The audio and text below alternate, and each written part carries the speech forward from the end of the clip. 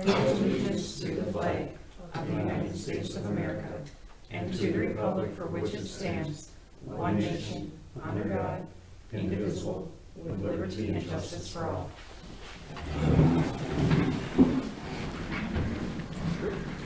We will now call the August 1st, 2019 meeting to order. Everyone is present at this time but Jim Moeller. And do we have any agenda changes? Yes. For the sake of the business that we're going to discuss, it's important that we have in new business item number H, which is the Brookwood Drive extension assessment, and item number L, which is the land transactions with Parker Heights subdivision, Parkers and Vans put together. Those two will flow together with some of the data that I have will provide. So we need to get those two together on tonight's docket. And at the end of the meeting on number 10, under communications and miscellaneous business, I would also like to make a note of municipal court update. I was given some financials from the municipal court, which will be an ongoing monthly line item that we can add to that, Jane. So we might want to just put that right on the agenda. Just put municipal court update on there, and we'll add that. She's going to try to provide financials monthly. So I have the first one I got today. So that is it. Excuse me. Any other changes? No. No. Number 4, consent agenda. A, June 20th, 2019 Village Board meeting minutes. B, licenses and permits, operators licenses as presented. Combination Class B and Class B fermented malt beverage liquor license. Temporary Class B retailers license. Another temporary Class B retailers license. And then we also have another one and a temporary operator's license. And presentation of accounts and other claims against the village. Does anyone have any questions at this time? I'll make a motion to approve if no one has any questions. Do I hear a second? I'll second that. Roll call? Dan? I was absent for that one, so. Aye. Aye. Aye. Abstain. 5 is pre-registered citizens to be heard. There are none. 6, committee reports.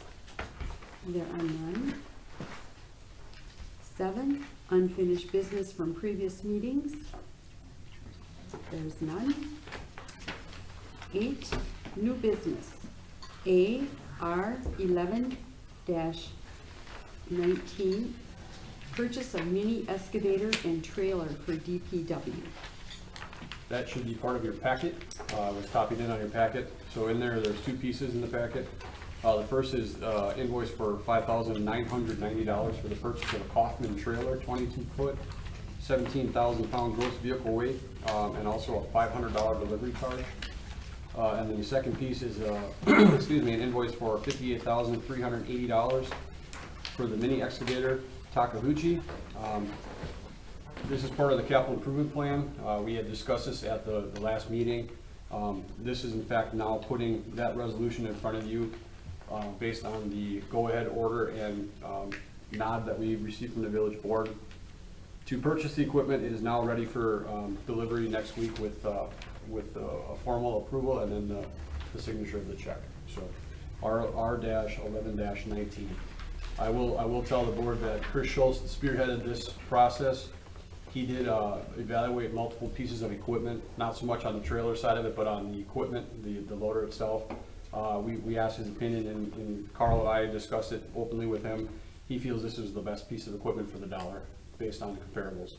So all of them were within the same spectrum of cost, so it wasn't outlandishly overspent.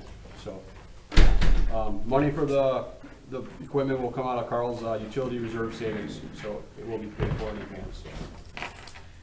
And I guess I'm looking for authorization to sell the old backhoe and put that money back in public works equipment. That is not part of the resolution, but No, but I just want to nod for that, I guess. What do you think you can get for it? I'm hoping to get about 10. Oh, okay. Did you tell me you wrote a grant for the purchase of the new excavator, or was that something else? I did not. Okay. What's the old backhoe, Carl? It's an old Ford. The one that's always been here? Yeah, Okay. it's very difficult on. Two-wheel drive, old, bulky, Fully depreciated? Yeah, yes. slow, not useful. It's an 80s model. But it has low hours, so we're gonna try and sell it, so. Is everyone okay with that? So you're looking for a motion for R-11-19 is what you're looking for? Yes, ma'am. Okay, I will make the motion for R-11-19 to purchase of a mini excavator and trailer for Department of Public Works. Second? All in favor? Aye. Motion carried. So Carl gets the nod to move forward to sell the old one too? Put whatever we get back into public works equipment reserve Right. fund. And everyone's okay with that? You want a minute for that? Do you have a motion for that? No. Yeah. Did you want to combine B and O? I have a note here. Essentially, B would end up being the discussion side of it. And then the formal approval would be O, special event, UTV, ATV, B. Okay. We double dipped on it. You called me on that. I didn't catch that until just now. And I have notes in my book here. So item number B in there is to discuss the special event revision for Bethlehem Lutheran Church. We had that in there. And at that point, then Jeannie called and said, hey, we have a situation where we'd like to make an action on it right away. So Nathan went ahead, took our special event permit fee, or permit, and I'm not sure if it's in the packet. I don't have that note on here. Yeah, it is. Okay, so essentially what it came down to, and if we want to hold off on the movement, I guess, towards it, to agree to it, but all we did was we added a $50 stipend if a person wanted to use an ATV or UTV for a special event within the village at the discretion of the chief of police. So it basically would have to get put in front of, and with our special event permit, it goes to Carl for pricing, it goes to Public Works. So it starts with Carl and the PD, if there's any costs associated extra, Chris would sign off on it, add the budgetary items, then it goes to Carl. If he's got any costs, he signs off on it, and then it goes to my chair, and I basically review what they have. Technically, I have, if it's a true not-for-profit and they plead their case, I would come to the village board and say, hey, I'd like to reduce this cost. So we do have the ability to take all costs away, but generally, we're gonna go with what Chris and Carl say. So it's a nice checking, everybody's checking on each other to make sure we're not missing anything. This just adds the $50 carrot. If they wanna use the ATV, it's a way that we can collect some money on it and make sure that Chris checks off and is aware of it, so. Can I ask a question, and maybe this is more for Chris? UTV, ATVs driven on even state highways or even village streets, are they supposed to have the triangle slow moving vehicles sign on, or if they have taillights, it's a little different, I think, but I see like there's a forklift that goes through, totally unrelated, I know this is off topic, but I just think of this UTV, ATV, is there something that requires that if they don't have taillights? Can I add some comment to that? Yeah, please. You know, for the last 2 or 3 years, we've always had, I think it was Service Motors out of Dale. As long as it's, what I will say is street ready, that it has headlights, taillights, and it can move faster than 25 miles an hour, Yeah, then it doesn't require okay. the diagonal. That's what we were told by Jim, I can't remember his last name. I just don't, I agree, because we used to do this on, I mean, we used to have this on our farm, but I guess my question is it, if it doesn't have the taillights, can we require that be on? I've seen some pretty near misses. Can we require that slow moving? I mean, is that more, that's No, not us? that's under the state jurisdiction. Okay, We put it on our gator when we run the yeah, streets. you do. I think it is a state requirement. It's state law, so State, we but it's can't nothing, create. we can't No, make we it part of can't. anything, We okay. can't change state traffic. I'm just laws. thinking of safety, because it's, yeah, it's bad, okay.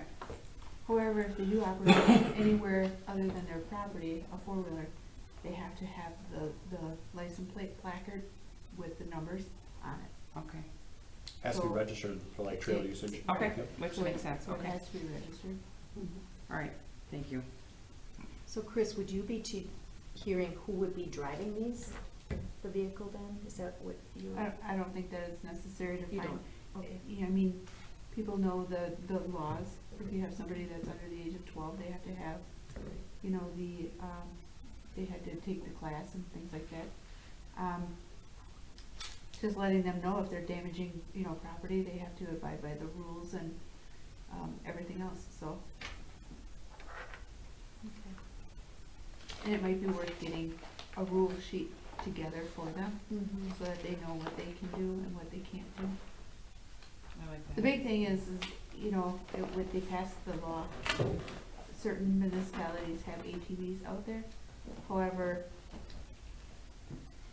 a lot of the agencies don't wanna do it because it's a liability to the village. Because if they do get hurt, and that's why we had discussed this, and we need to place that hold harmless clause in there that if they do get hurt while operating, and we're allowing them, that we are not going to be held accountable for whatever they do. Would it make sense to have an age requirement for us though? I would think so. Because 12 seems even. Right. I don't know, just a. We have a state highway that goes right through the middle of our, and that's what I see. And I see you, Peter, out there, and you guys are great. I mean, that's not a problem, but there are other situations that we see that are pretty near miss and kind of scary. Yeah, I'm the only one that drives it, Mhm. and believe it or not, I thought it had, turn signals. It doesn't, so you have to use the hand signals. Mhm. And it doesn't make sense for an ATV, if it's a trail use, you know. Yeah. And I know, for Bethlehem, it's adults driving it, Mm-hmm. and all they're doing is, making sure that people are safe, having water on it, picking up the cones at the end, that's all they're doing with Mhm. it. They're not racing around or doing anything else. That was their main reason for wanting to be able to use them. Yeah, And they were donated and they are all licensed, and so everything is legal and legit. Yeah, And everything would be, you know, it would be like Roger Retzloff and things like that. And Can you older- just say older licensed people in the drivers? congregation that are yeah. running it. There's no kids running on these. But again, I don't think we can do anything above and beyond state law. So whatever is allowed on ATV, UTV use, if we're gonna allow them to be on the streets, then they would come under the state laws in that Yeah. regard, which is like is 12, right? And the only street they would be on is the road. Mhm. They wouldn't be going anywhere else. No, they That they couldn't. weren't. So we've not adopted any, we don't have any routes, Chris, right? This is a special event only. Correct. Right. So you see it in the townships. There, you know, a lot of the towns around here now are the ones more rural. As you go north, there's more and more towns that allow ATV, UTV use on the town roads and the county roads, actually. They State- allow it and then out. State they don't, but if you're crossing, you know, it's like State 76, they'll let you cross it.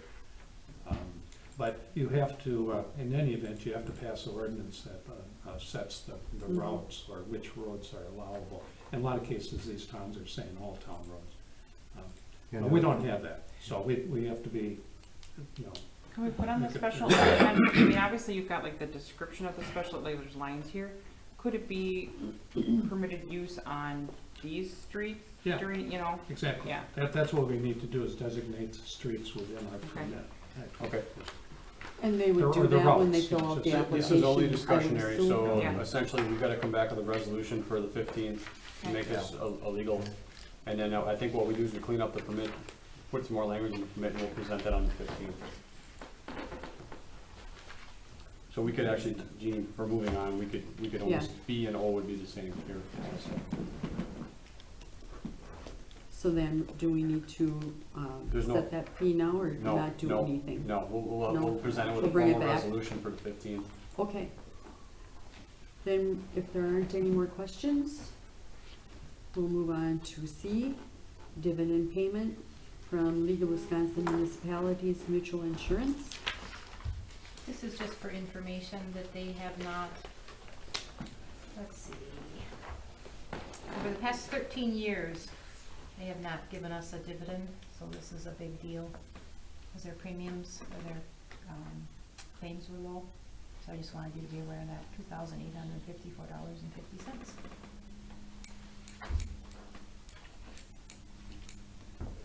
Are there any questions? We'll move on to D, request for Outagamie County reimbursement to village for Union Cemetery Veterans Grave upkeep. And this is every year, it's just a formal that we need to get approval from the board. We get reimbursed for the veterans grave upkeep, so. Do you need a motion for that? Yes. So just the motion to approve the 2019, or? Yes. Okay, I'll make a motion to approve the 2019 request for Outagamie County reimbursement to Village for Union Cemetery Veterans Grave upkeep. Would that be 2018? Because the summer's not over. Well, could, Is that last year's dated, cost? it's dated August 1st, 2000, I mean, that's why I don't know. They do it in this year, don't they? I Yes. think they do. Yes. Right Oh, when we okay. compiled all those. It's July to June, So 2018, so it'd be 2019. 2018. Yeah. Oh, Okay, thank you. Okay. I'll second. all in favor? 2018. Aye. Aye. Motion carried. E is 5-year appraisal contract for village assessment services. Okay, these are also in your packet, not clearly identified, so I need to tell you the dollar figures here. So the Bomar appraisal is to the value of $35,500. Essentially, and then accurate appraisal is $41,000 total, so that is a 5-year cost to the village. Essentially, both of these companies quoted it apple for apple, next year being a 2020 maintenance year, 2021 being a full reassessment of the village. And what they do, instead of charging you approximately $3,000 a year and then a 1-year $20,000 hit, they both started going to a 5-year blended. This new contract would be for, we'd have to renew this contract if we so choose with the company in 2024 for 2025. So essentially what we're doing is putting, spreading the costs out over five years rather than taking a hit in one municipal calendar year. So my recommendation would be to move forward with Bomar, who is our current assessment company, for the value of $35,500.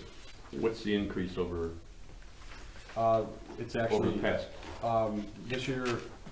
Well, it's hard to, because we've never had a blended before. We've been paying annually. Okay, give me What So was the the average?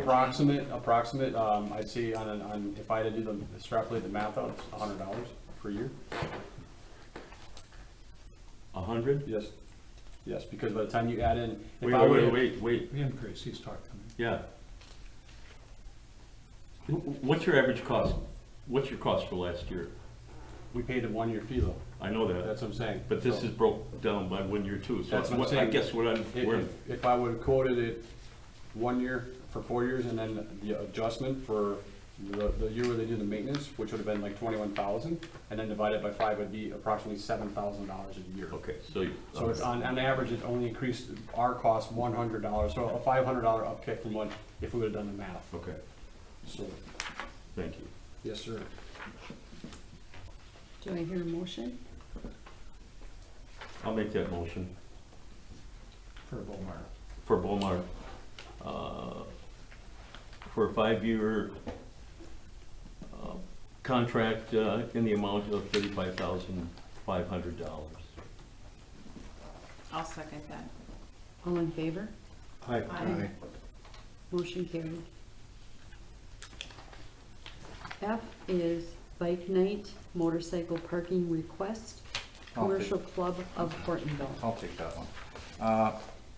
In your memo there, I have some information regarding that. The village has a history of supporting this event. This is quite a few years in a row they've done it now, and I'm recommending that we continue to do so.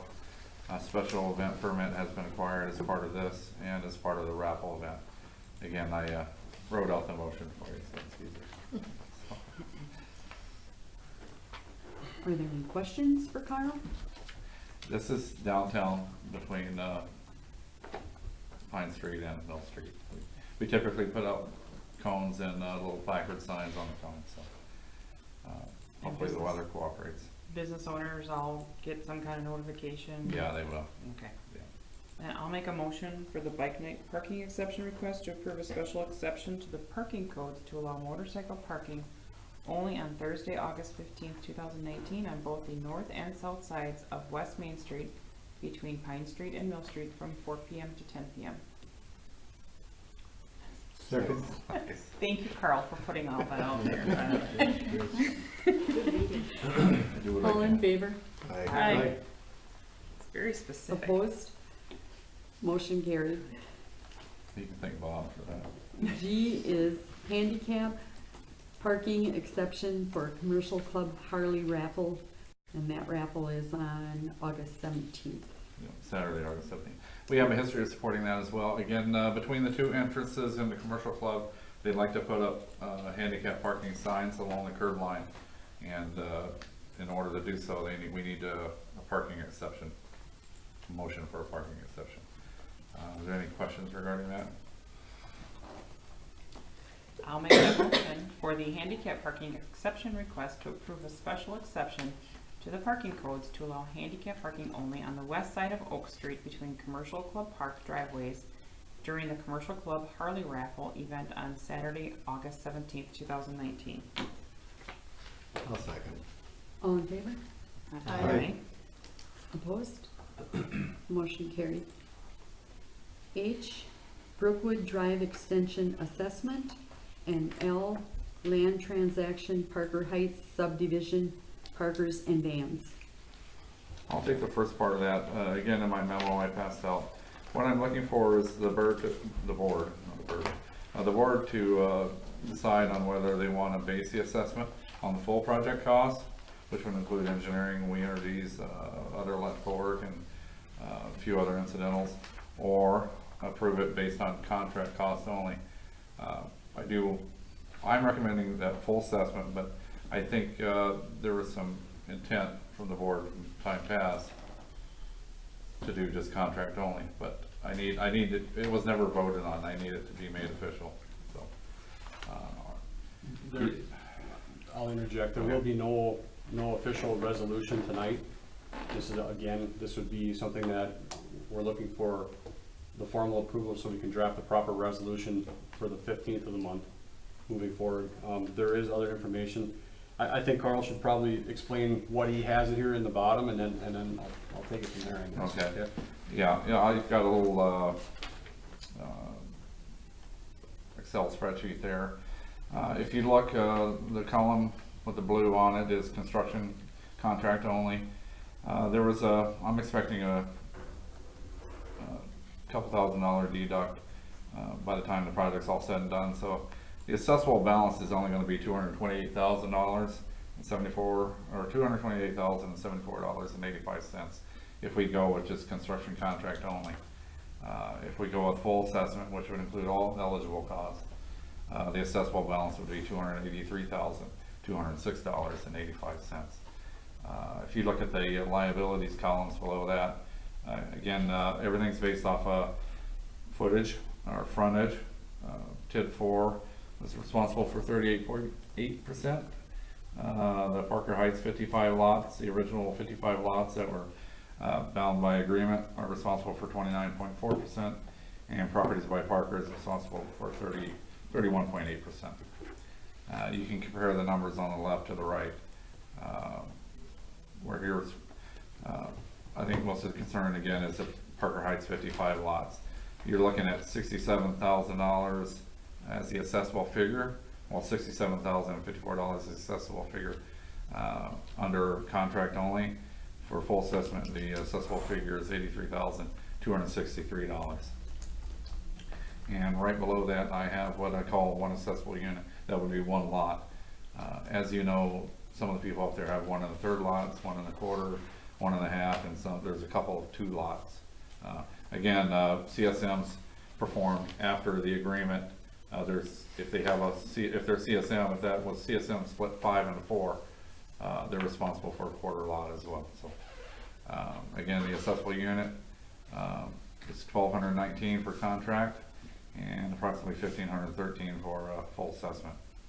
These numbers should be about within $20 of the final assessment once all the data is processed. I'm gonna let David take over from here. The other thing Carl should have mentioned, the second to last line on that front page, the original assessment number given to the residents was $1,534.89.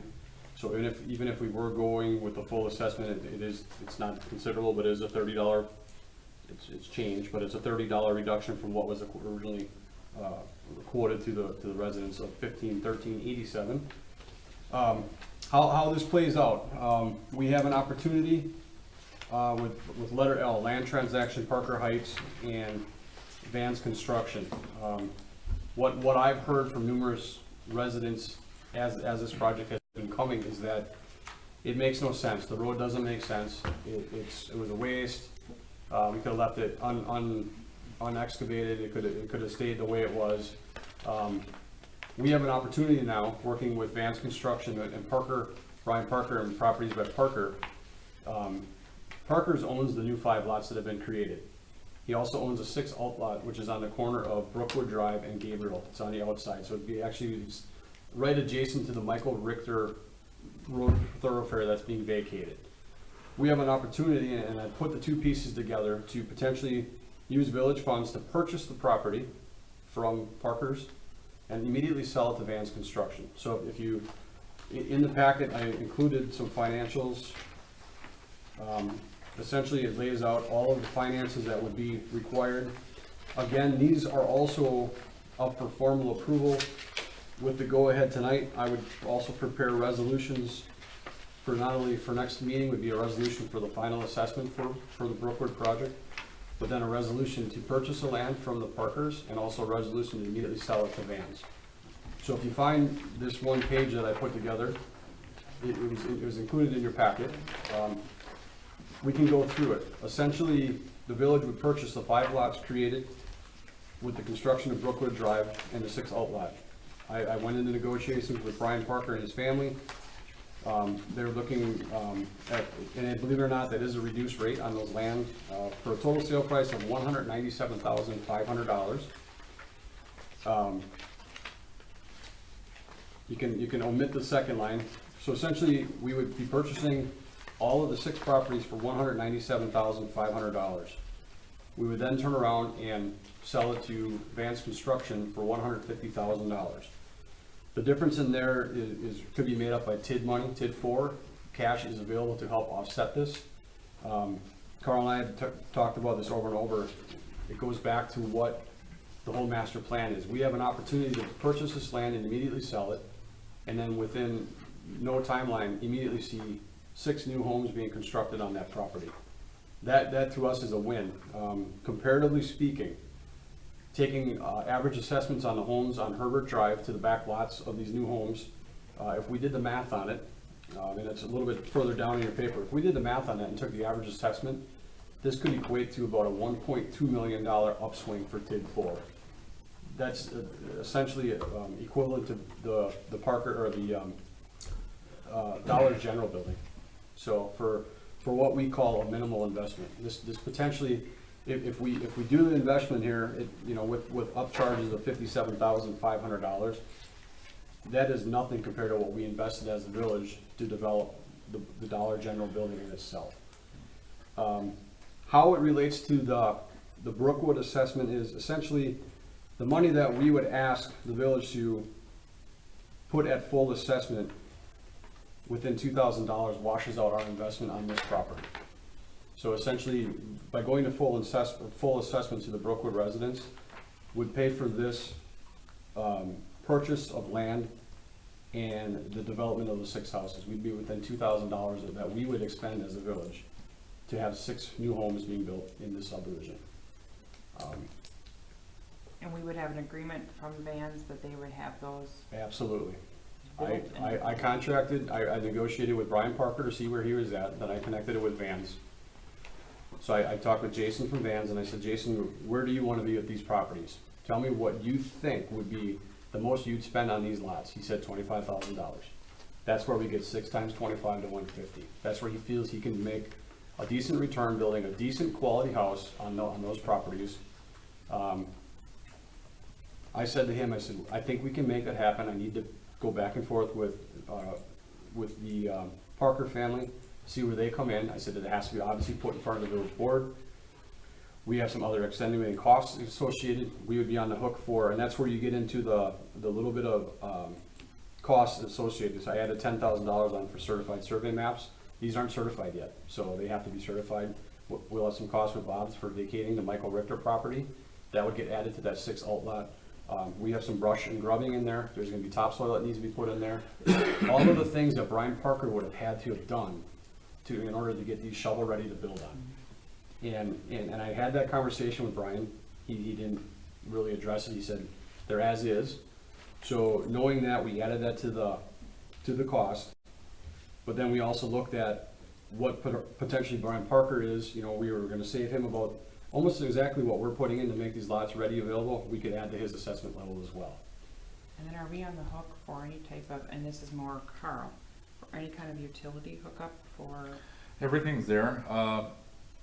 One thing I wanted to, is if this works out the way David's talking, the TID 4 should be cash flow positive by 2027, which would probably be just in time to spend money, use some of that money downtown or wherever. So, it's important that we finish out the development of Parker Heights.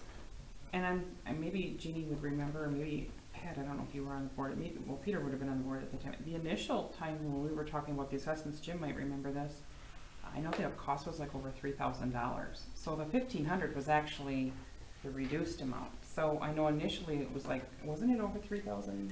Yeah. The initial, $4,000 yeah. The something. initial. Yeah, the initial was it was around like 3,500. Yeah, so, okay, I just wanted to make sure, because I remember that, but I would ask you. But I'd like to point out, because I was on the committee with Carl and Diane at the time, and I was present during all of the board meetings when the numbers were being discussed. And the belief that the residents have, myself included, was that the burden of some of the cost was going to be absorbed. And specifically, some of the non-contract costs were brought up during the discussions with the Parker Heights residents. And that was where I think the TID dollars came in to help reduce this down to the $1,500 amount. That was, wasn't it the TID dollars? I'm trying to remember. No, we specifically, even if you want to go back and look at it, there were specific discussions about, okay, so we've invested all this money to this point, right? And these charges could be levied as part of the assessment, but the village has already paid them. So it was presented to the Parker Heights residents that was potentially going to be not included in, which is what we're talking about here. So we're talking about the non-contract costs. We're talking about the upfront engineering costs, all the stuff we went through to get started, and there was, I mean, not a written promise, but there was verbal belief or representation that those costs were going to be absorbed and not be part of the assessment. Did you not do some of that, Carl? I believe he's correct. There was a consensus. Yeah. If you want to see those costs, they're on the second page of that memo I handed out. No, I think everything he says is true. But as Dave pointed out, every little bit helps when we're trying to grow this kid, even further.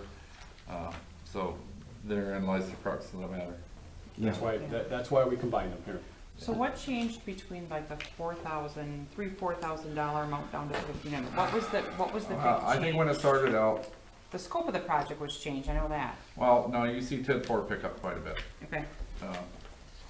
The way the original agreement was written, there was no TID 4. Right. It was just Parker Heights. Yeah. So it would have still been split between the 55 and Properties by Parker, instead of Properties by Parker, the 55 and TID 4. So. But the scope of the project initially was extending that road all the way through. Yeah, that was. Yes. And that- that's what raised that assessment up there to that 3,500 to 4,000. That did not happen. No, and then the project was, Right. was abbreviated, yeah. Well, if we move that 88,000 back down to properties or Parker Heights, yeah, that would bring that 1,500 back up to 3,500. Right. Where we were looking, so. So I guess that's what we got a decision to make tonight. Again, the consensus was what Jim feels, and that was the spirit of that board, I guess, at the time. I'm recommending we do the 1,500 because I need every dollar I can get to keep this. But that's for you guys to decide. And then I would second what Carl has said, only because I know that that money then can be used to potentially bring our next development to fruition, which it will more than likely happen anyway. We will find the money to make it happen, because I think it makes common sense that we invest even if we invest $57,500 down the road, we have to do that to get a $1.2 million hit to our subdivision and TID 4. This is a direct correlation to building TID 4. And this is just discussion tonight, we're not doing This anything. is just discussion. I just wanna be careful too, because I don't know, with Jim being financially impacted by this, I don't want you to get on the hook either for a conflict of interest. You know, I'll worry about me, I'm good. I just, well, what? Well, okay, you know, what Jim was reporting there, I didn't feel was, I thought that was okay. You know, if there's an extended discussion, you know, about if you're making a decision on what the assessment would be, and Jim would want to participate in that, I think, yes, you know, being the property owner there and being directly affected, I would recommend that, you know, you speak from the floor, so that you're not participating in the discussion or voting on it. That would be my recommendation on that. But, you know, what, I think saying what the consensus of that committee was at this absolutely. point, I didn't have a problem with that. Absolutely, Jim, I'm just, because I've No, been, no, I've no. been financially impacted, and I was really careful to recuse me, and I just don't want you Yeah, to. well, I'll Essentially, Julie, what we're looking to decide do when is to go. is Just get a discussion. recommendation so I can properly draft a resolution, knowing where the direction is. If I feel we have that verbal, or if it makes sense verbally here, that I can put it on paper, that I can go ahead with the verbal, you know, that we can move forward. I can keep in contact with the contractors. They're all itching. I honestly think part of, not so much the assessment side of it, but the other land contractors are looking to, I think Mr. Vans is looking, Jason's looking to get work moving in there already. So, but I would be prepared to come back with a formal resolution for the 15th for the assessment side of it, as well as a resolution to sell the land, or buy the purchased land from the Parkers, and then also sell it to Vans Construction. So, I want to be able to be prepared for the 15th meeting, so there's a lot on, that's why we wanted to combine this discussion, so. The committee that you're talking about, what was that committee? So what we No, had. what was the official committee? It was an appointed special appointed committee. special committee. So it's an ex officio village. committee, yeah. Okay. So when the Brookwood assessment was first brought up, there was quite a pushback by the residents there. And as a result of that, some of the people that were more involved, including Jim, offered to sit on an ex officio committee with some board members. I know Kelly Schleif was on there, who else? And Jeannie, and was it? Brian Rassak. Brian Rassak, and was there a fifth? Diane. And Carl and Diane. Okay, and so, you know, as a result of that, I guess explain more. So as a result of that, we voiced our concerns. Brian and I, from the resident side, and Jeannie and Kelly from the board side.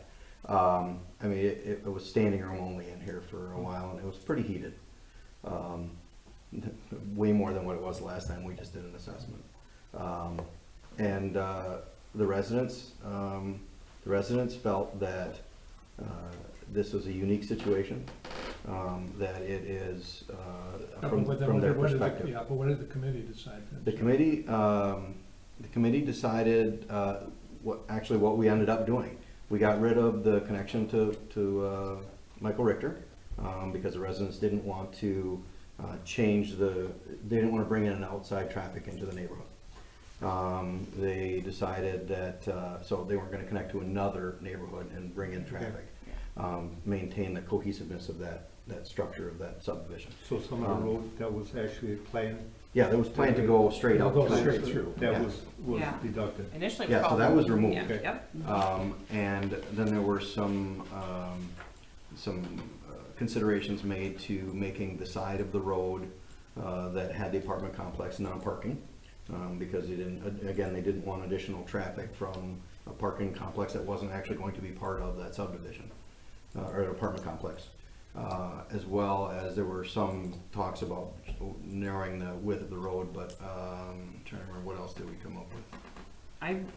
No, there was a verbal agreement that, and from the developer, that there was not going to be any driveway access ever to that apartment complex. And then the board voted that there would never be a driveway access from that apartment complex into the neighborhood. So it would be a road, a pass-through road there only. I think the thing that is gonna come back here is that we are looking at the numbers, and it depends, and I completely understand, especially sitting on this, I understand the numbers required to fund the projects that we wanna do. But I would suggest thinking about whether or not we would be violating, this board would be violating the spirit of the agreement that the previous board had with the village, with the Parker Heights residents.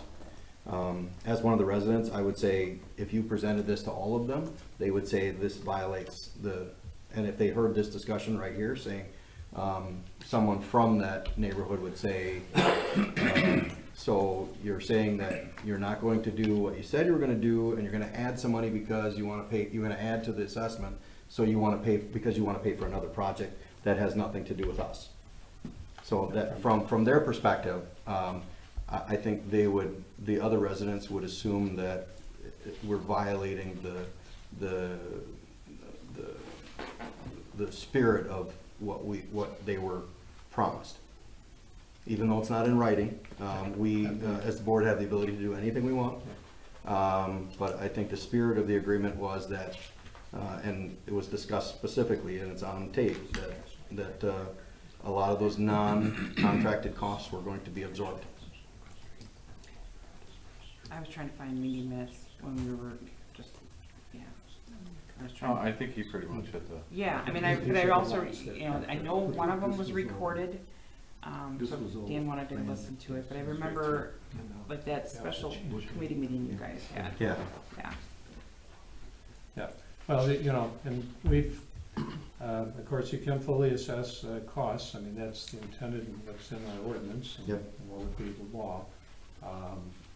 Like Carl says, I guess there's been some history of not fully assessing in the past. Yeah, yeah. So. Yeah. This is a So there very you are. unusual. Yeah, so legally you can fully assess. It's a different issue that you're looking at here. And I'm just saying from the perspective of what has been said here just in the last, half an hour or so, the way that it was structured is that we can charge the full amount, the full amount, and then we can pay for this. And to somebody who is going to be paying that amount, not referring to myself, to be honest, the $300, I could, whatever.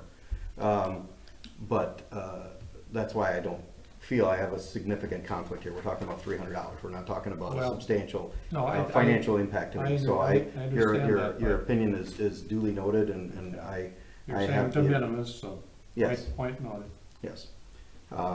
So I think that from their perspective, they're gonna look at it and say, you guys said you were gonna do this, and now you're saying, well, if we don't do what we said we're gonna do, and we charge everybody $300 more, we can pay for another project. But, That yeah, project is in the neighborhood. Yeah. So, does that come out, if we were to say, Alternatively, in the past, the village board has probably said, well, we don't have any projects going here, we don't think we have a need for that money, so we won't do the full Yeah, assessment. yeah, And in this case, we do have a need.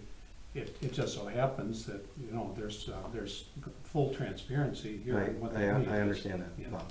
Okay, so, if I phrase this a different way, if the board was to stick with the spirit of the agreement, which I believe is probably the lower of the two numbers, and we decided we wanted to do this other project, would we be justified in providing everybody in that neighborhood another $300 assessment? Just separately, completely separate? Would that be something that we would feel is justified? Because that's what we're looking at right now, is do we charge them the full amount, or do we charge them the contract only? And the difference between those is what we are going to do with the money. So would we be justified in charging everybody a separate $300 assessment? Well, no, you can't do a separate assessment. I understand that. So we're Bob. we're splitting hairs. Yeah, I know you and I are. yeah, I got that. That's your point. I Yeah. get that too. Okay. So the difference is like 55 some odd dollars, and that would come from, Essentially with my math and how it figures out, if we didn't do the extra assessment, we would lose out on approximately $55,132. And the math that I've equated, the math that I've worked on the property transaction is $57,500. So essentially you're looking at about a $2,300. So we would, by pushing it onto the taxpayer, we would have our development, we'd be able to basically complete all but 2.5 lots of the Parker subdivision for a $2,300 investment by the village, which would be charged directly to TID 4. And then we'd have the increment from the new homes. One would be immediately to the villages, because one does not fall in TID 4. The other 5 fall into TID 4, which would help grow the TID for future developments. Like Carl said earlier, TID 4 is a donor TID, so all the money after 2027 that goes into TID 4 we can use to pay down on any developments in TID 5 for our downtown restoration. So is it gonna come to fruition? Yeah, we're just gonna have to find out where we're gonna get that other $57,500 from to pay for the land transaction, if we get to go ahead to do the transactions on the land as well. So I just recall that some of the discussion was that we weren't using TID, and I'm just trying to figure out where that difference is, because I remember seeing this exorbitant amount, and that's when a lot of the discussion started.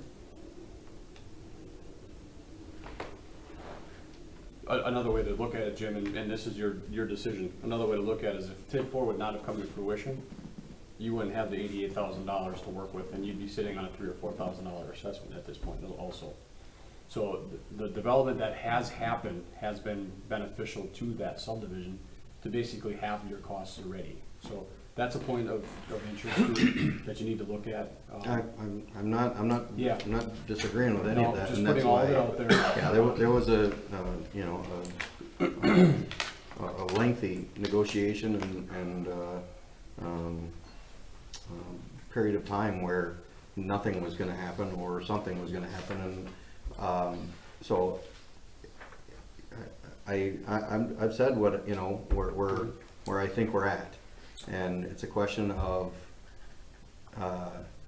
are we okay with violating the spirit of what the residents were told by the previous board?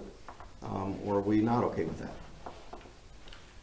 And like I said, it's $300 to me. I'll go to the casino and drop $300 in 10 minutes. Financially, to me, that really has no impact. I'll spend $300 camping this weekend. So it's not the money, not for me. The impact to me is extremely minor, right? So this is not something that I look at as, look, I'm arguing because I don't want to pay $300. If anybody ever wants to come to me and say you were trying to get yourself a great deal, they can say that, but they'll be standing on shaky ground, because this little amount isn't that big of a deal. The bigger difference is what was presented to the residents and what we're talking about now. So I have a question. Historically, has it been when we have this decision to make, Bob, does it go by the, all assessment eligible costs? So I'm thinking ahead to Grandview. Maybe I'm not comparing apples to Yeah, apples, no, that's but not I'm, apples. This situation is unique. but if we get to the end result with. It won't have anything to do with that. This is a very unique I situation. understand that, Yeah. but again, it's, The Grandview's setting gonna be precedent. full. I'm They're gonna worried be about assessed precedents full. right now. And I brought that up, a few months ago, the precedents, I and don't I believe this understand will- what Jim's Yeah, saying. but I understand what This, Jim's this saying. came up, and we're not the situation that the Parker Heights residents have is unique in a number of ways. Mm-hmm. One, that it was just left over. This was just sitting here for 17 years. Right? It was a part that was never put in. They should have never borne the burden of paying for this. It should have been on Parker's. The village should have never taken this subdivision until that road was finished by Parker. Right? It should have never happened in the first place. They were, again, on top of that, they were placed under an onerous agreement for the subdivision when it was turned over to the village, where and this is not that uncommon to start with, but where the roads were gravel when they first took it over, and they were assessed one time, fully assessed one time to pave, put in curb and gutter and everything else. Well, then 17 years later, they came back to him and said, oh, we want to do it again down on this road over here. Well, all those residents had already been assessed, right? They already paid their assessment, and they were never released from that binding agreement that said they, instead of them only being assessed for property that would directly affect them, they are assessed for property that is anywhere in the neighborhood, anything that could come Yeah, up. I So- understand that, because I But- was here at the So, tail end yeah, of so the a whole normal thing. Let me- assessment like Pinewood, Yeah. Pine won't run into that. I don't wanna, keep on beating a dead horse, but the reason for the delay was that we didn't have the full road. The other half of the road was controlled by, where the apartments now are now, the Fulser family. Yes, And so, as part of the plat, in order for the plat to go forward, Parker's had to dedicate the half of the road. But the village didn't have the other half until way later, and that was the reason for the delay.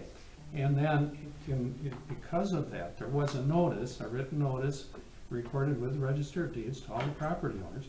They didn't read it when they bought the property, it was in their title work, and it's just, well, I don't look at that. I mean, okay, but when you don't look at something, sometimes there's consequences. The only other thing I'd say, Jim. Bob, we've been through all of this with 60 people in a room. Exactly. And people saying, your title paperwork is this thick. We don't need to rehash this. Well, no, but I had to respond to your point for the benefit of the other board Yeah. members here that aren't aware of this. I mean, you're given history here, and so the full history is deserved, right? Now, the other point I would make is that the preliminary, you said that what the owners were told. Well, the owners were told on the preliminary, like Dave said, they were gonna get assessed $1534.89, right? Now, maybe there's some word of mouth going from the committee, going from you and Brian back to them, but there was nothing official on this. Bring up the Right. tape, you can see. I mean, Well, that that's my it was point. part of the discussion, Bob. Okay, and I'm not gonna beat it up either, Okay. but I had, that's. You my can take.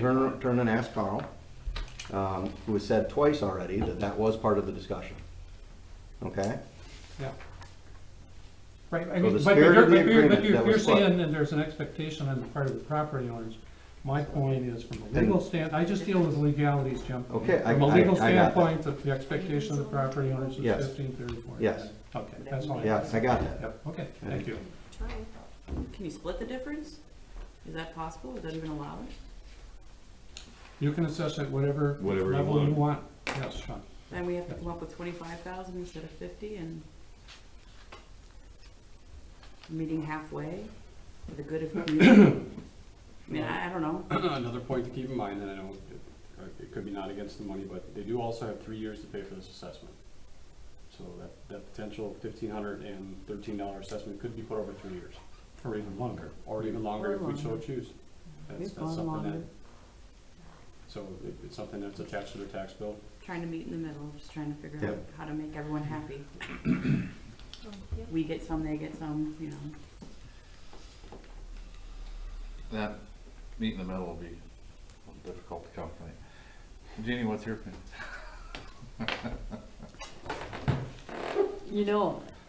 It's not a bad idea, because like I said, this started out way more than this. 3,500, 4,000, it was up there.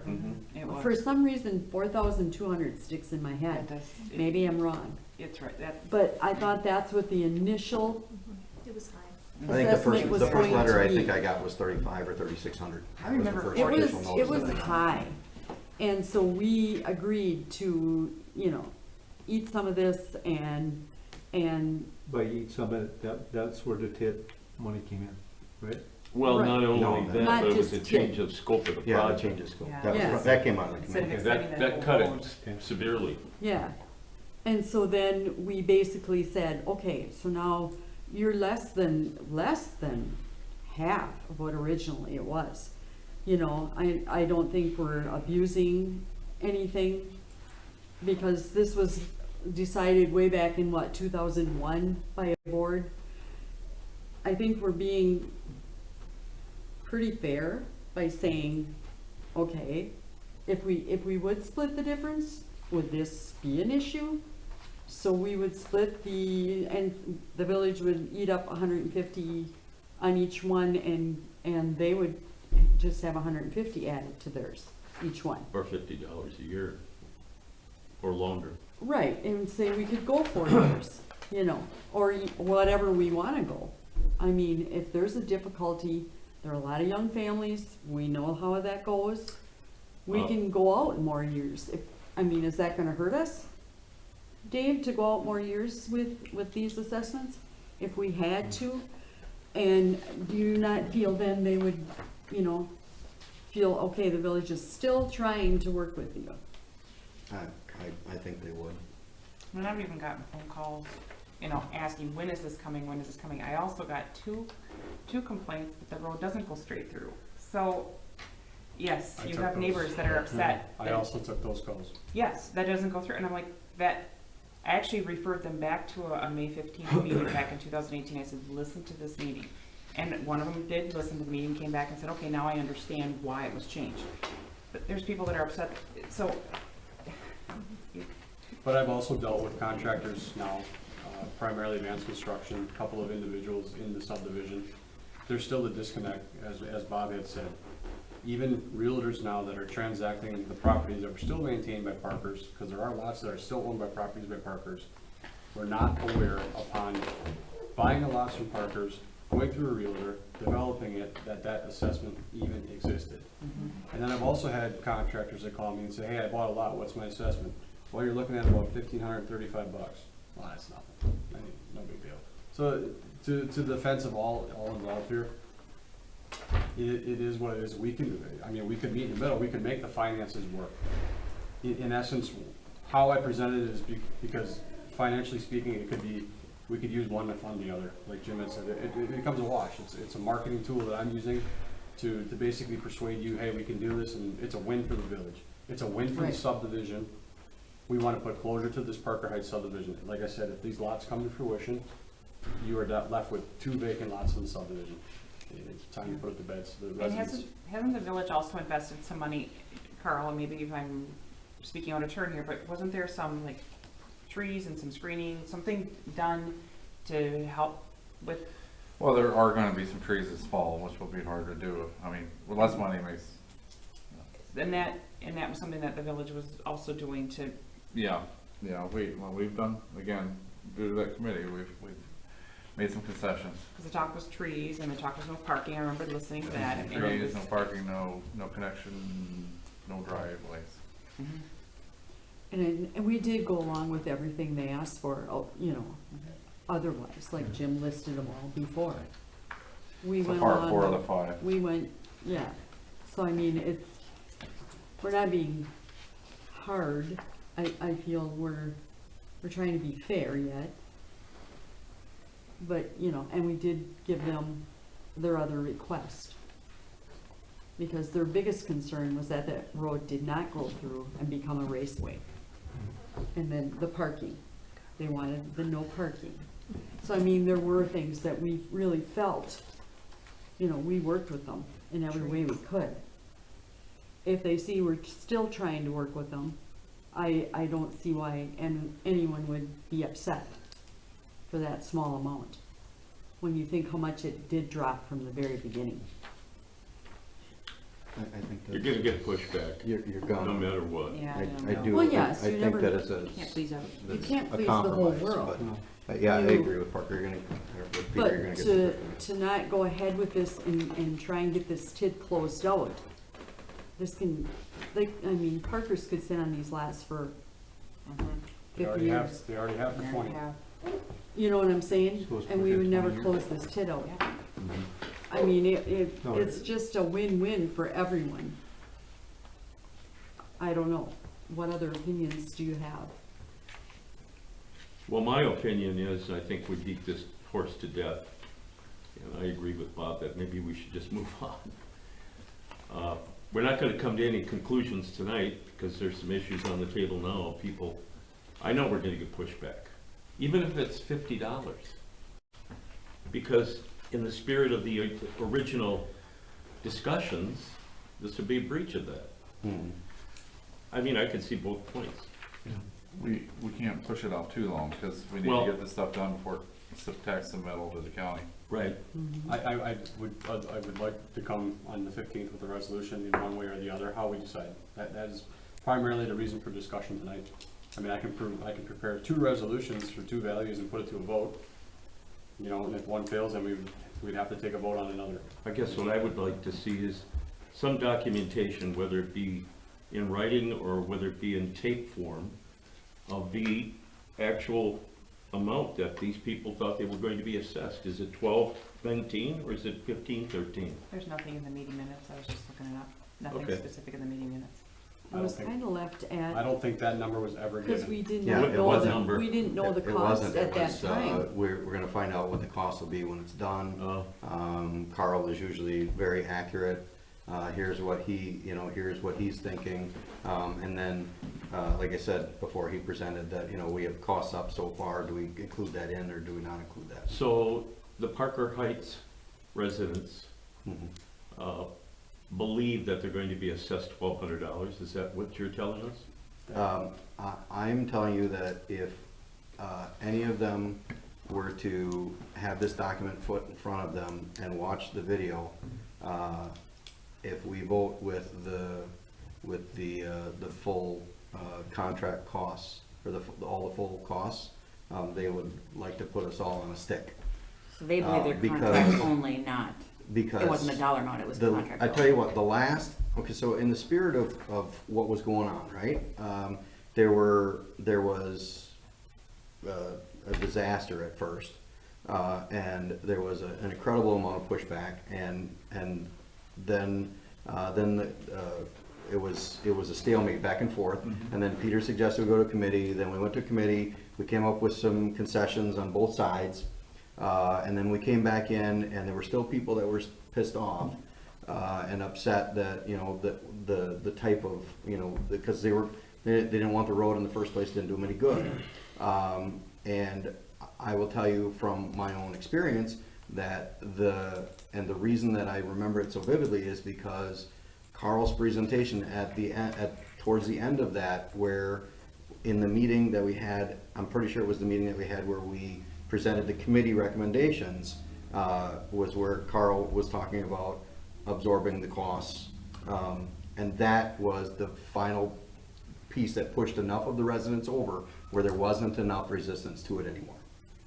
And that's why I think that in the spirit of and I think I would be remiss if I didn't, present it that they're going to see this as, we're going back on, this board is going back on what the previous board had presented them as an understanding of what was going to happen. Now, in the same regard, I think that the costs are the costs. We, as the board, have every right to go with the full amount. And there is a reason to finish the development and not leave it empty.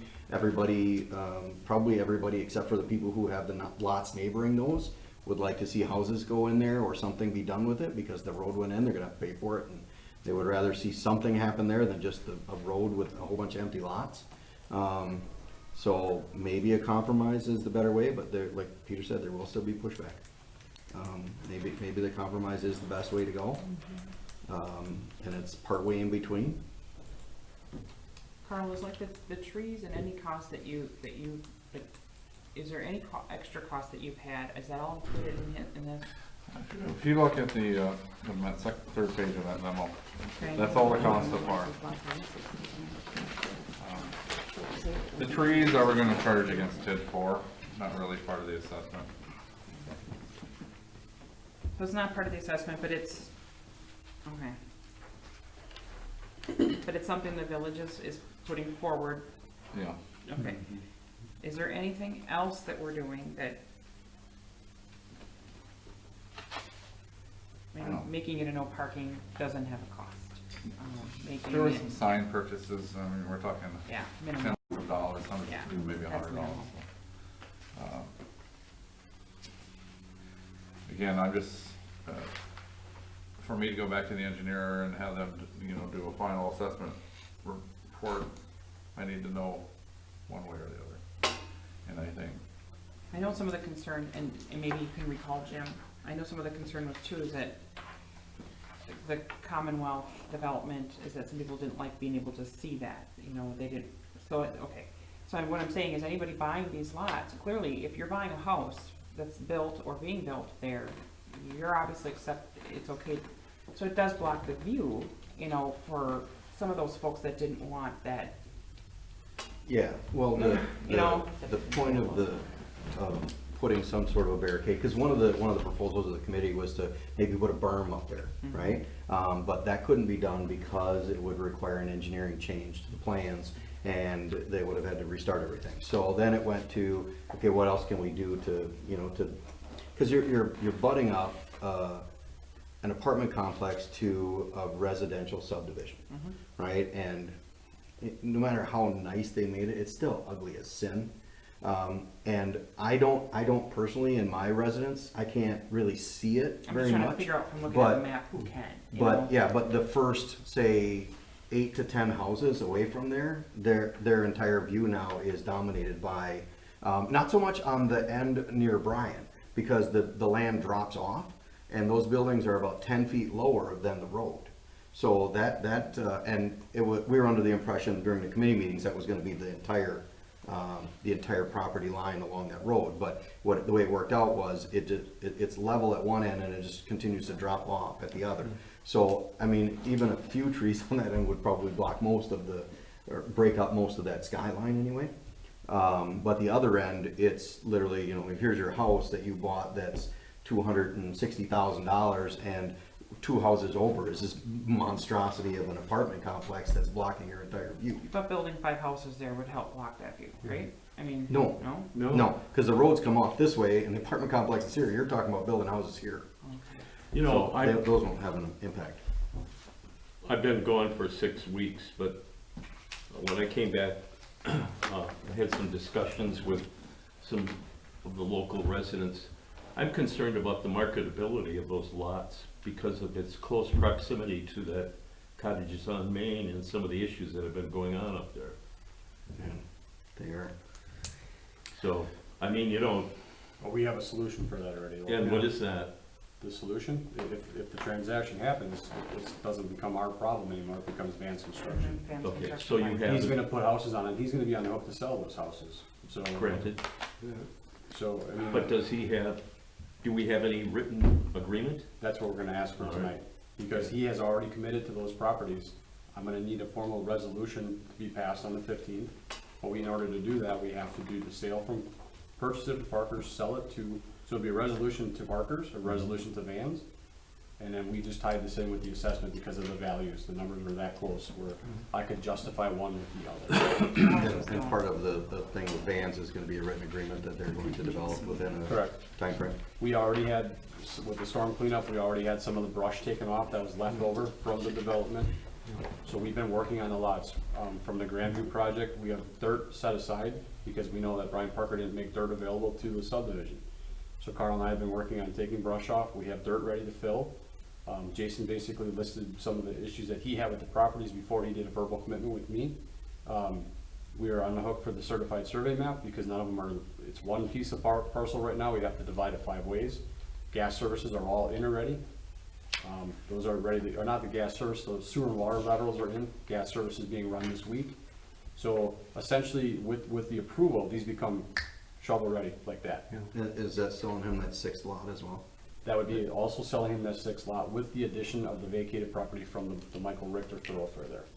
That we're also on the hook for. That would be part of the certified survey map that we need to do. Bob has already laid out all the vacation, what we need to do to vacate the property. So everything's kind of sitting, waiting. We just need to put it in motion. Sounds like you've been really proactive to get this going. That's, And, yeah, that's what absolutely, I should up- pro-development. I mean, like I said, when we got a chance to potentially put 6 new houses up, Jason looked at me when I went to his office and I said, hey, we can do this for 25, we can get it for 150. Are you in? Yes. And I said, Jason, what can I do to get houses on it right away? I said I would go in front of the village board and drop all of the building permit fees for 2019, 2020, because I want to see these houses being built. It does us no good to sell him the lots and have him sit on them. And he said, if you drop the prices for 19 and 20, I'll put all 6 on at the same time, we'll build them right away, done. But we did that already. So you want to talk about? I want to take them away, period. That's if you do the math on it, Peter, it's about $1,000 per house incentive for him to take the building permits away. We'd still have the connections and everything else. It's just another incentive for a guy like Jason Hain, who has 120 houses being built currently right now for Vance Construction, to come in here and work with the village. It's gonna get it done, and it's gonna get it done now, to put it to rest. Because, like you said, there is that issue. If we make these shovel ready, there is a chance that if we don't sell these vans, they could sit, and they could sit, and sit, and sit, and sit, and then all we're getting is the property taxes for the lot, and not the $250,000 house that's sitting on it. Yeah. By way of the fees, you could be saying you're just selling the lots for 24,000 instead of 25. Correct. Carl, did you have any intentions of planting trees along that line? Yeah, In fall. in the fall. Yeah, Yep. so I mean, Yep. that was one of the things too that Carl said he would do to block off that. And then the other discussion we had is, I think we're gonna do some kind of fir or some kind of pine tree there. There's a lot of kids, and it would make it a better fill. They're not gonna be climbing them if they don't have, if they're not a climbable tree. We're just afraid that if we put maples or other easy climbing trees, that they're gonna get broken and kids will be pulling on the limbs, and before you know it. That way we could put in a better tree right away, and you get more cover, more block for the residents there. Did Vans give you any indication of the value of the homes they'd be putting up? He actually is all for it, because what he is seeing right now is a little bit of pushback from other areas where people are kind of sensing a little bit of slowdown, where they're not building the $300,000 houses, they're building the entry level 225, 1,700 square foot 2 or 3 car garage. They have base models. They're not bad. They're not top of the line spec houses, but they're good. You're not talking like 130,000? No. There's no market for that. Yeah. Honestly. Okay. And then there are covenants to that subdivision. You have to have minimum square footage. You have to have I believe you still need a 2-car garage. So he would build, and he builds a good product. So. Okay. So what do we need to do on this to act? We can, if we're undecided, I can prepare 2 resolutions for the assessment, and we would end up putting one in front of the other. If we can't come to a consensus on how the board wants to go, I would make one for the full value, and then I would make one for the reduced value. I don't think it's in the best What interest. did you say the cost difference was again between the full assessment and the construction contract only? It's on the bottom of page 1. Totaling $55,132, So $300. correct. But So it'd we be could do- 1219 or 1513. And we can decide if it's a 1 year, 3 year, 5 year, 4 As year yep. assessment. Yep. So I would come prepared for the 15th meeting of having 2 resolutions, one for the full value of $1513.87, one for the $1219.16, unless I was told to meet in the middle if we had to do that. Carl said it might be hard to pinpoint it. Yeah, the final assessment won't likely be until September, the final assessment agenda item. We just need a direction to go.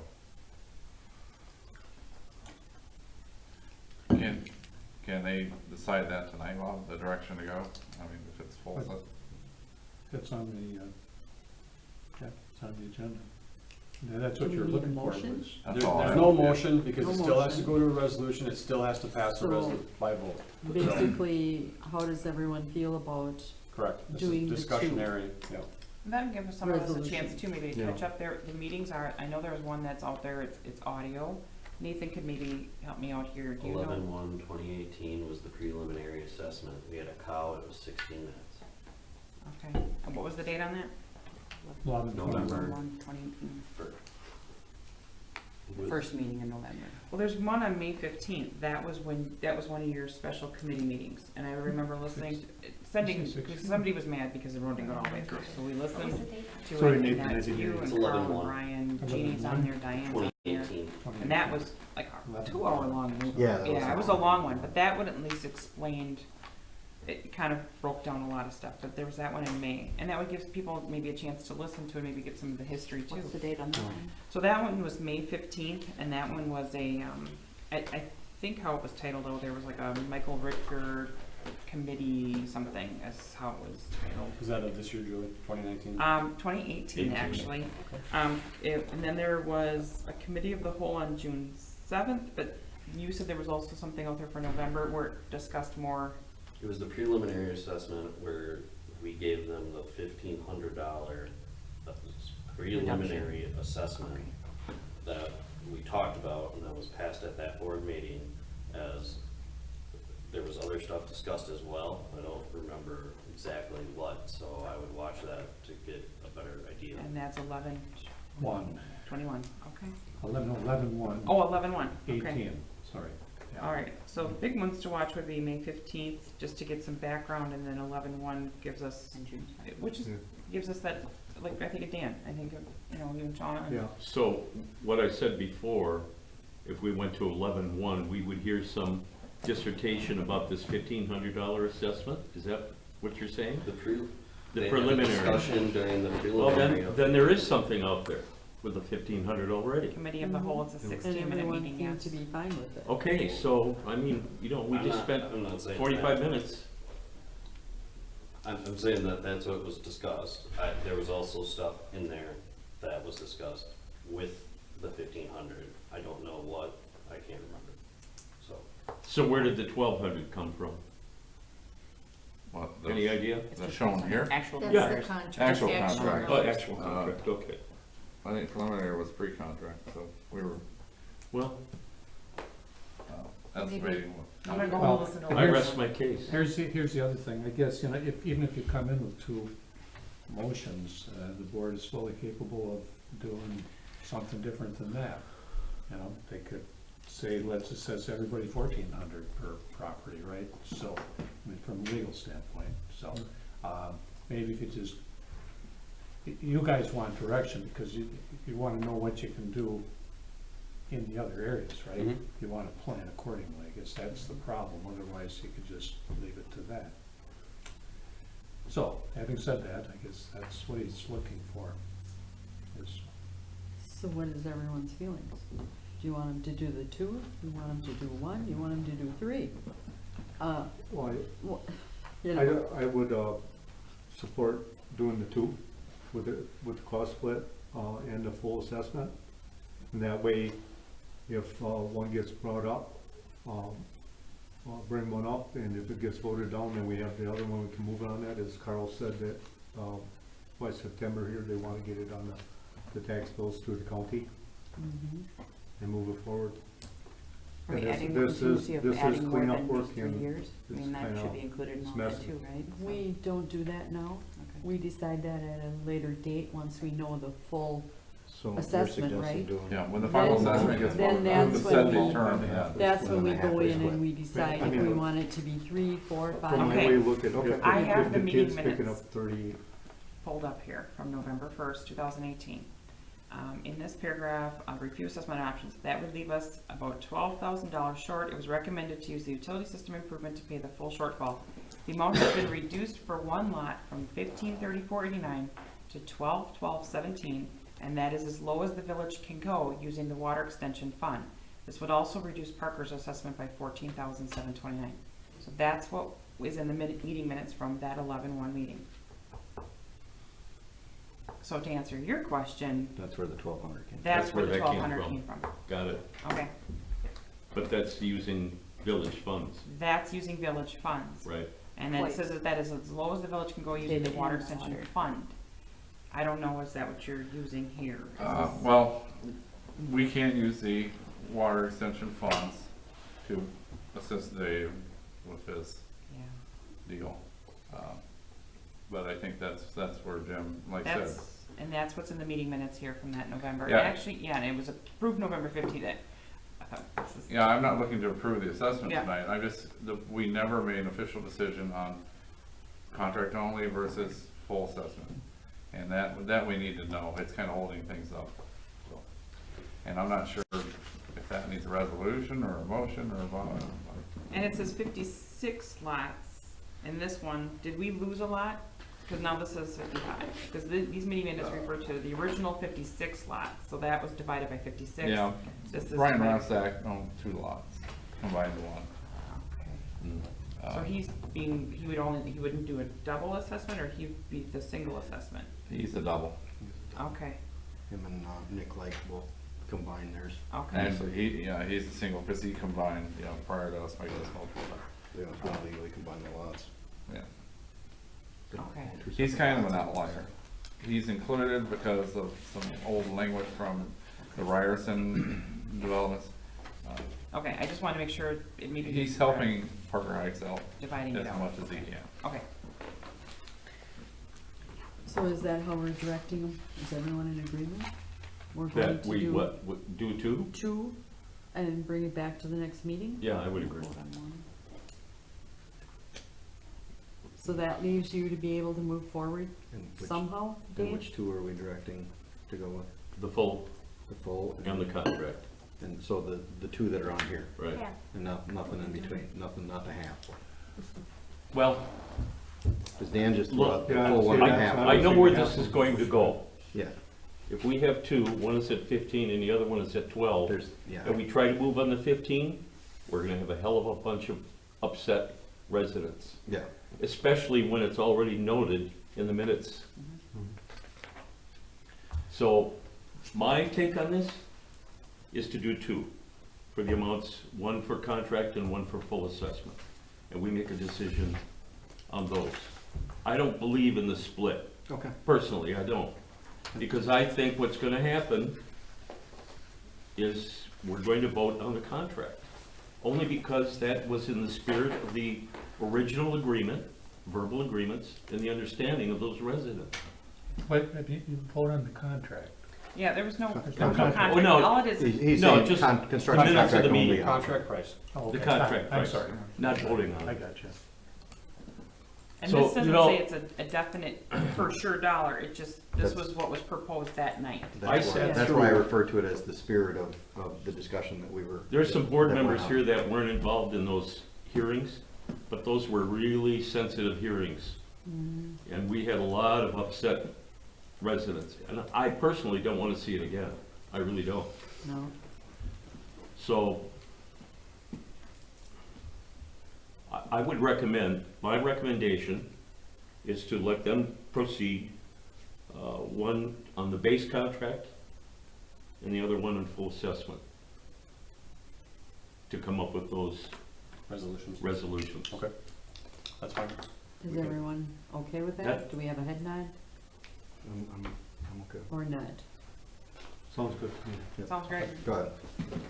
All right, And let's then move on now- to something else. All right, Yeah, that's fine. Thank you, Nathan, for bringing the date, because I Yeah. tried to sit Thank in you, for Nathan. this, and I couldn't find it, so. Thank you, Billy, too. Pulling it up. And Yeah. personally, I needed that in either some written form, which you said are in the notes or the meeting notes. I was searching, but I was searching more in the spring, not the Yeah. fall. Because if that is what they believe Yeah. this would end up to be, Yep. that's what I would like to see. I don't wanna see any more confrontations. Okay. Can we discuss the land purchases then? On Sure. letters, as far as what were our thoughts with the purchase of the now, so essentially, if we go away from the full contract assessment, and let's just rule it out, okay, we're at $57,500. So essentially these, let's take the assessment side out of it. We potentially have a land development here where we would be using $57,500 of land, of TID funds to help fund a development, to help finish out a subdivision. How do I put this in context? Like I said earlier, it's no different. The infrastructure and increment that we could gain out of this process for spending that money is equivalent to what you're seeing on the Dollar General development. It's almost identical in numbers and valuation to a TID.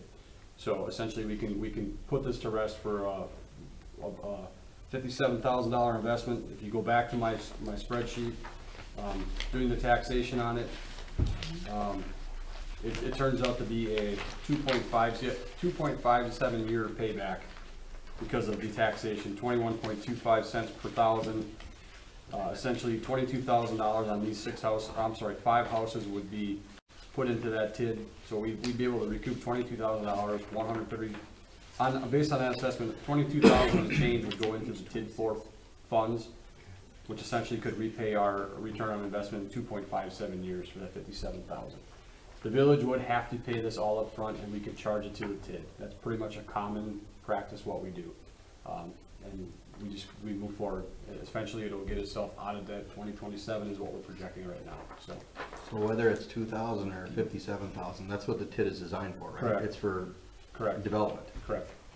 Correct. It's to invest in However, our. though, Jim, we do have to front the $57,500 from savings. So Yeah, we're putting out, keep in mind, we are fully funding Grandview, we're fully funding Pine Street, we're fully funding all of these projects without borrowing. yeah, I know. I So just signed we have the on paper. capacity to do it. It's just that every chance that we can save $1, we have to look to save $1. Yep. That's why I'm sitting in the chair. So, you know, essentially, revenues and expenditures is what I think of every day.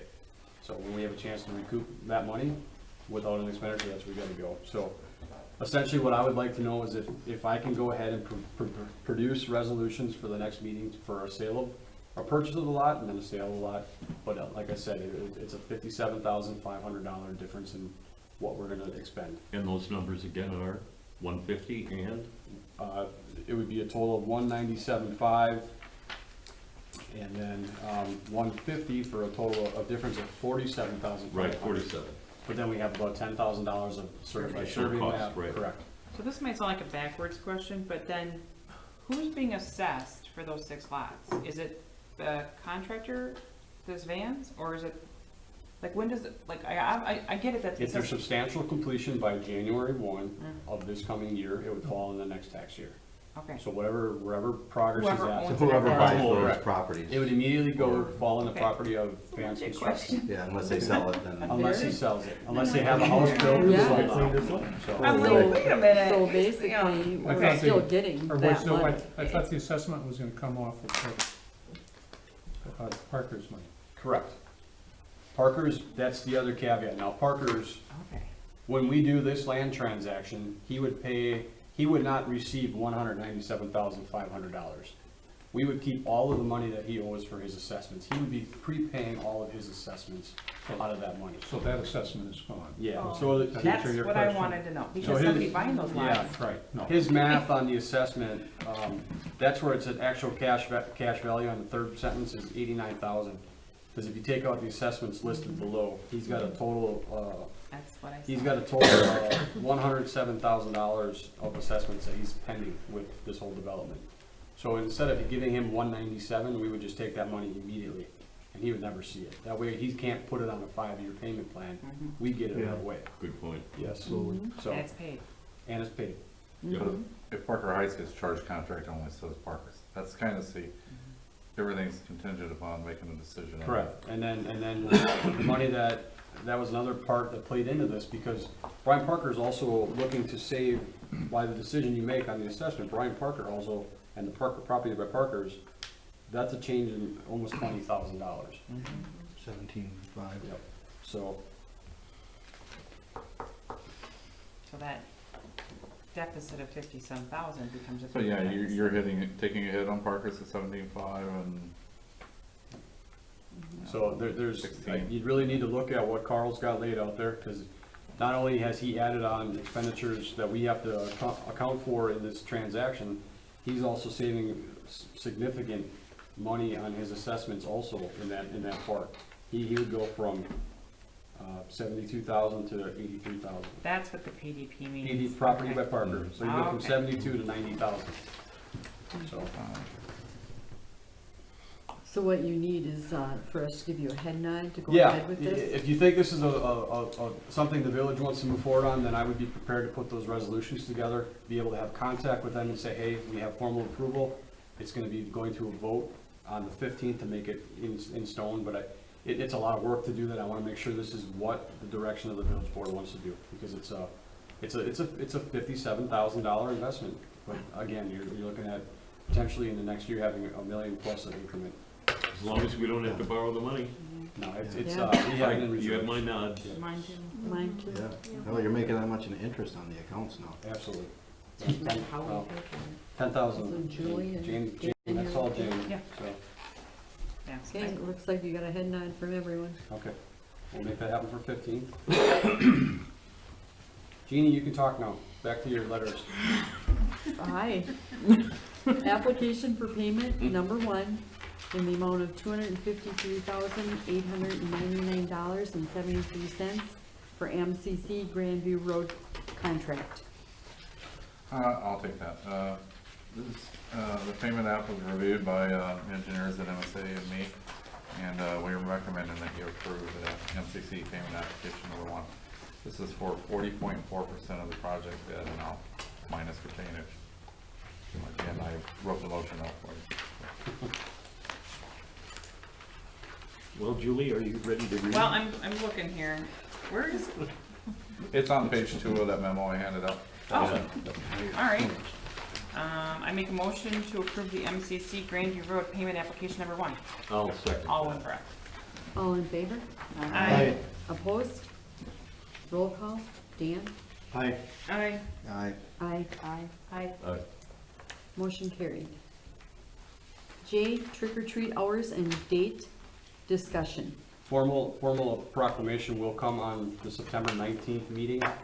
But we wanted to get ahead of this so Lisa can plan for her Hortonville party that she always puts on with Halloween. It falls on a Thursday, 31st. However, she would like to move it to Sunday, the 27th for the official trick or treat, and wants permission to go back to 3 o'clock till 5 o'clock PM, because we did receive quite a bit of complaints last year with the later trick or treating time. I received a lot of complaints It's about the also nighttime. noteworthy that there's also a Packer game that night at 7:20, so I wanted to put that out there. Before the So- game. Go get more trick or treaters. Yeah, so she wants to do her marketing to get in advance, so again, we'll have an official proclamation on the 19th. This is a discussionary, where I can give her direction is, it would be 3 to 5 or 5 to 7, is more on So it would be Sunday, November, 27th. huh? Unless the village wanted to do it on a Thursday night, Oh, you're which, going back. Yeah, because otherwise Yeah. we're into November 3rd Yeah, right, is the next Sunday, and that's too late. that's too late. Let's try, I mean, is everyone in agreement with the Yes, 27th? I am. And 3 Yep. to 5. And 3 to 5. And a Sunday versus a Saturday? I mean, have we considered a Saturday? I was kind of thinking the same thing. Just a thought, you know, But it's what she requested, because is the what you're school night basing thing it is on, kind of a right? hard deal. We've been fortunate to have her run this. Okay, so for- she's requesting the Sunday, Correct. okay. Yeah, I- she's- And Sunday she's has requesting always it, She's worked okay. out requesting good, it, I'd say. always. And then I'm fine, I just was. Trick or treaters that show tossing up a at concern. She takes comp time, it's the only Yeah. overtime she gets all year, 600 so. last year. Nice. and we get a lot I of think we have candy in the village 600 hall. kids. Is it the 26th, the 27th? 27th, 3 to 5. So we're okay with that? Yeah. Okay, so yeah, like I said, it's on our docket for the September 19th to have a formal proclamation for that. Okay. Okay. Then moving on to K, DPW and Black Otter Lake District Storage Shed quotation permissions bidding process. Also in your packet, there was two handouts in there. Essentially what we did is we went to New London Building Supply. We have a plan. Carl has worked with Chris Scholes and the Public Works. There's a plan there. The bids have come in. We know the estimated value or the estimated cost for the materials. I did not include those. Those materials would be covered by the Blackwater Lake District. What I'm asking permission for is to basically a motion to allow the village to act as the general contractor and go out for bids for the construction, construction of the concrete as well as the physical construction of the building. So, based off of the plan that you have in front of you. It's a simple plan, but it's an effective plan for what Public Works would need for their build out down there. Where's this going? Yeah, where is it? This is gonna be outside the gate by the wastewater treatment plant. Where Cal Reitrick's house used to be. What's the floor gonna be in there? Concrete. And So essentially, we'd be pouring a 40 by 80 slab with a 16 inch wide, 12 inch deep grade beam. The room would be a 40 by 80, 12-foot sidewalls, 10-foot overhead doors, 18 by 10-foot overhead doors, steel sided, steel roofed, wood framed, 2 by 6 outside walls. We did not include insulation at this time. Essentially, we're looking to get it, this is just a storage shed? yep, it'll be, So- the front half would be 40 by 40, it would be paid for, and we'd have an agreement with the Blackwater Lake District. They would put their harvester into the front side of the street. Public Works would be able to use the backside for their facility. Okay, so this is over by water treatment. Correct. And using the gate to go into the refuse in reference to where would it be in? Across the street. Across the street, okay. But does your fencing stay the same then? Yeah, we wouldn't fence off the facility. It's not gonna have any windows, just 2 man doors and 2 garage doors. Okay, no concern as to what you have there. No, well, not at this time. Is it electricity? We've been a pretty safe town. We're gonna stub in for it. We're gonna have it put through the concrete for I just future. know Carl's talked about putting better cameras in that entrance. That might be Yeah, an yeah. opportunity. Yeah. Yeah, absolutely. Yeah, we're, Yeah, we could we're put something we're right on the probably gable gonna look end. at that next Absolutely. budget year. Yep. Okay. You need a motion? I need a motion that we can go out for bid on this. Here's the other thing, the village would act as a general contractor on this project. It would save us all of the tax dollars for the materials. I have experience writing RFPs for construction services as well. So we'd be able to review it then, and then it would go out as a sealed bid. So we would know none of it, there'd be no information, everything would come and we do an actual formal bid opening on the day that we decide that they would have to come back with.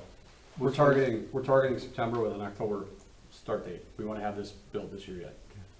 So What size is that building again? 40 by 80, 12-foot sidewalls, 12-foot sidewalls, 10-foot high doors to accommodate that weed harvester. I'll make a motion for the village to act as a general contractor and go out for bids for a 40 by 80 storage shed. I'll second that. Or Shauna? I'll second that. All in favor? Aye. Aye. Opposed? Motion carried. Then we will skip to M, O-16-19, revision to special assessment ordinance 8.102B. Yeah, I can take that. So, what we're gonna do on Grandview, which we thought was fair and reasonable, was not yet in our ordinances, so this is a revision. Recognizing just as if we put this in place before we assess there that it's legal. And all we're saying is on the reconstructions that they'll be assessed.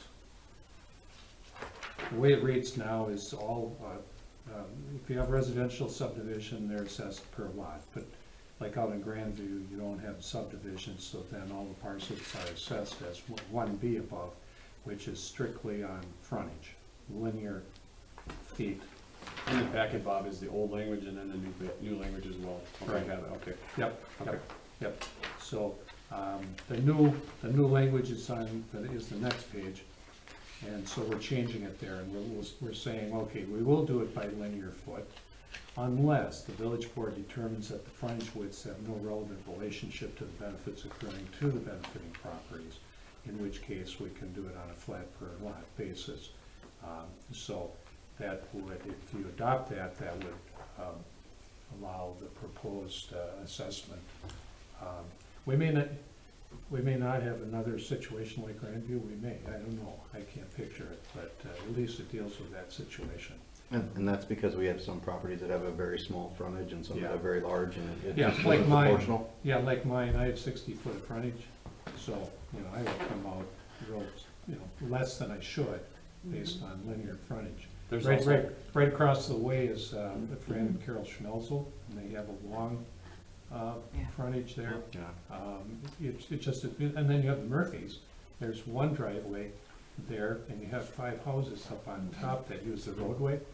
And so, when we're kicking around, we said, you know, why don't we just do a flat lot for everybody really that's getting the benefit of the roadway. So the point of this change is to give the board the flexibility to equalize or fairly distribute or equalize an assessment in a situation similar to what Grandview has. Exactly. Right? and Okay. then along with that, there And was this- also 5 homeowners that had multiple parcels that we allowed them to combine prior to the assessment. Because then they either signed a guarantee slip to the village that has, you will not develop this within 10 years, or you're basically putting yourself subject to assessment in future. You know, because They're doing it to avoid. they're doing it to avoid it. And in every case, we reviewed it and we just said, okay, and 3 out of the 5 have come back with certified survey maps to adjoin their properties, so they're doing it legally.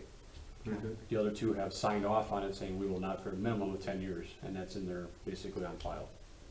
So, Is it possible to, if they do go back on that, you can, I mean, what, well, it's a catch-22, because they're gonna come back and say, hey, Dave, I wanna build a $500,000 house out here, and I'm not gonna say, well, you owe us $3,000 for assessment. It's something you had to technically do.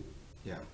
We would put it in front of the board. I mean, that's something that we have to make a decision. The 3 that combined by CSM, they would have to come to the village to get the land division, to Correct. split it again. Correct. And we would say, okay, you know, how much time's If it's 10 years from now, Jim, probably not a big deal. If it's next year, then we'll say, well, you know, we could just basically refuse it. I just wondered about Yeah. how that would work if Yeah. you come back later and say, well, now you owe for an assessment that's already been paid for by the Yeah. equal distribution of the payments by everyone else already, so then how is that even? Yeah. Is But that the other 2 you said that didn't do Legal. CSM, they Letter of signed off. understanding, Yep. and it's all filed in the Grandview file. Okay. Motion to adopt O-16-19. I'll second. All in favor? Aye. Opposed? Motion carried. Now, are we going to discuss the special assessment? Or the, I'm sorry, I'm on N. N, dissolution of village property to Beth Hoyer. I think me and David will both take that, but I'll start out. The future road right-of-way that runs back to the old landfill starts out at approximately 110 feet wide by Main Street. And then by the time you gets to the back end of Beth Hoyer's property, it's 66 feet from there back into the old village landfill. Now, all we require in the village is ideally 66 feet for a road right-of-way. What happens is, if you're coming out of the old landfill, the property line kind of starts going to the southeast, way on the other side of that village sign that's out there. And the Hoyers have been taking care of that property forever. What I'd like to do is deed it back to them, keep 66 feet for a future road right-of-way. They've been mowing it, maintaining it, they take care of that sign for us, sometimes on their own time. It's land that's of no use to the village. We're not gonna do anything way out in that right-of-way. We might as well give it back to them, allow them some functional ability with, they wanna construct a garage and everything, and they can't right now. So what we wanna do is we wanna kill 3 birds with 1 stone. Allow them to invest in the village by constructing a garage, get rid of land that can go back on the tax roll, and get rid of some land that we're never gonna use. It's right next to the Fox West Chamber sign. Is the map in the, Where the old dump used to be. is there a drawing? There's a in the- map in there and it's highlighted. Yeah, if you look at the map, you won't see what I'm talking about. That part here. They wanna, No, that's right along 15. it's right off the Where road. you Hoyer. want anything there for a vision corner or We not? want- towards. Well, we have rules mandating vision corners, so I'm not too worried about that. So Okay, so Yeah. there's You cross the never road, there's a no road going development in there, behind there or there's two anything that. houses. Yep. back in there? And then Yeah. go back. to Well, the like I said, we're gonna old keep the town. 66 foot, so we can't put a road there if we want. Gives Okay. us access. So any vision corner to go issues would be back. addressed. Okay. Well, they'll be, it could be addressed anytime. Right now, The sign that you can rent. yeah, I don't see vision corners being an issue. The development he's proposing is rear lot. Rear Yeah. lot, yeah. And Back here. by the time that pie shape gets back where he wants to build his garage, 6 feet makes all the difference in the world right Oh, there. yeah, So- He absolutely. wants the Yeah. garage back here. Because it's not a village road, he's not subject to 25-foot setbacks on the backside. So we're talking about 6 feet by, Well, it starts at 0 and then ends up at, ends up at 6 feet? no, it ends up at 35. about 35. 36, 35.81. And they've been mowing and maintaining it, and I didn't realize it was that far under their land, or what should be their land. Who's paying for the survey? They are. There. So we're not absorbing any cost. Yeah, So this, Yeah, yeah. So again, they maintain the sign for us. and the road that we. They mow the land. is up here. Oh, Yeah. we've been taking care of land. Yeah. Plus, they're gonna invest in the village by building a garage, which can be taxed. So Yeah. it's a win-win-win. We would still Yeah, motion taxing to- for it. So are you looking for any kind of? Well, I mean, it'll We need a change motion their to approve property the land assessment. dissolution to the Beth Hoyer. She's titled Okay, as. I will make a motion Yeah. to approve a dissolution of village property to Beth Hoyer as per, there's no number on the certified survey map, so I will just say in the board packet from August 1st, 2019. I'll second. second, All in favor? yeah. Aye. Opposed? That would be Motion one. carried. Yeah, there would be, I can't make it out in mine, but on the bottom there would be a survey project number we could reference. Like even the I do certified have the survey map. original, Yeah, I number. do have the I- original loan, I have the original documents. They have to get that resurveyed? Yeah. They did. They did. They did, Yeah. they It's paid for that already- already? Yes, they did. Oh, okay. Yeah, it's already been. All right, so we don't have surveyed. to. Nothing, Okay. no out-of-pocket costs. Well, then that's, Okay. if you need any. And I do have, do you need that, something you can sign immediately, because we have the original paperwork in the office. Okay. Now, do we need to rehash O with the special event? No, because we're gonna come back with that, with the Okay. language, clarifying the usage of the ATV, UTVs. Yep. Okay. Then we will move on to P, scheduling of committee of the whole for 8/15/19 residential development. Okay, if you would take the time to drive around in the village, and I hope all of you do, you'll see that currently there's 14 houses under construction. With the Parker deal here, potentially in the vans, that takes 6 more lots out of the equation. At that point, the village is less than 10 buildable lots. That sounds like a good problem. It is a good problem, but it also leads to a crisis problem. In order for us to continue to meet resident or growth and grow as a village and require that influx of tax dollars, we have to have buildable lots. So what I would like to do is have an open discussion on the future of how we want to do residential development in the village. And it would be important, I think, if we get a half an hour of time. We have some developments where we can potentially work with the Parkers, we can work with Jim Clegg. Some financials are being presented right now, I got more today. But I want to put it in front of the group as a whole and really get a feeling of where we want to go as a village, as a community, and with the support of the village board. So I'd ask for, I would think a half an hour of your time, I could present some of the facts that I have and see what the interest is in the village board. There's a lot of time that's consumed putting together bids and working with these contractors and developers, and if it's not the direction we're going, I feel like I'm wasting my time. So I Can wanna we know- also have the opportunity to maybe, like the strategic plan, is that, that's on the website, right? We could go to Yes. and look at that ahead of Yes. time? Yep. To lay that out, and just kind of I need a refresher on it. Okay, yeah. I mean, this one, Julie, specifically, we're looking at residential development. I mean, we're at that point. If the pattern keeps coming from Greenville like it is, we need to do something. I agree. Because if we miss it, guess what? It's gonna go right to New London. So 5:30? I think 5:30 5:30 would suffice if you would do that. So committee of the whole, 5:30 Calendar. on Done. 8/15. Yep, and we would post it, obviously, ahead of time, and then we would also have it just residential development is all we would title it as. Another thought, just because the high school, or the school district just did a huge study too on their projections. And I think they just did this in the last few months, they just did a projection. So they may even have some data that can be brought to the table as well, as far as what they see as, Here's a tidbit that we Okay. found out this morning from Tom Ellenbecker, because Okay. Carl and I had a HYS meeting.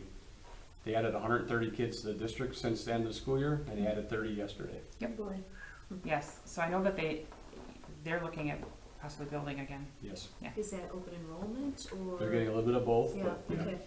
I mean, what's happening in Greenville right now it's blowing up. Granted, now Cottages has a number of kids there also, but that's old data. This is new data. Since the start of summer's, 130 kids. I know that they just paid a firm to do, Yeah, and we have a copy of that study, that's awesome, okay. because we are a part of that. We gave information to that study. so. Good. And then any other miscellaneous topics for future discussions? Anyone have anything? If not, we'll move to 9, report of village officials. A, administrator. I want to start by reading the municipal disaster proclamation, and this also would have to be adopted and signed by you tomorrow, Gene, okay? State of Wisconsin, Village of Hortonville, Outagamie County, the Village Board of Hortonville, Outagamie County, Wisconsin, by this resolution adopted by a majority of the village board on a roll call vote with a quorum, present and voting and proper notice have given, resolves and orders as follows. An emergency is declared as existing within the Village of Hortonville, Outagamie County, Wisconsin, for the following reasons. Storm damage cleanup caused on July 19th through July 21, 2019. The period of emergency shall be limited to the time during which the emergency conditions exist or are likely to exist in the Village of Hortonville. The village board or its designated agents has the authority to order whatever is necessary and expedient for the health, safety, welfare, and good order of Village of Hortonville during the emergency, including without limitation the power to bar, restrict, and remove all unnecessary traffic, vehicular or pedestrian, from local highways. Any person who violates a lawful order of the town board or its agents made under this emergency declaration shall forfeit not more than $100, or in default of payments of forfeiture shall be subject to imprisonment for 6 months for each separate offense. The village administrator clerk shall publish this resolution under statute 60-80 Wisconsin statutes in a local newspaper. This resolution shall become effective upon adoption by the village board, and the forfeiture penalty shall become effective upon publication. Adopted this day, and it's blank, and then it's to be signed by you as the chief official. Chris, you handed this to me. If you want to go into a little why this is essentially. Basically, we had a lot of expenses that came about with the weather that we had.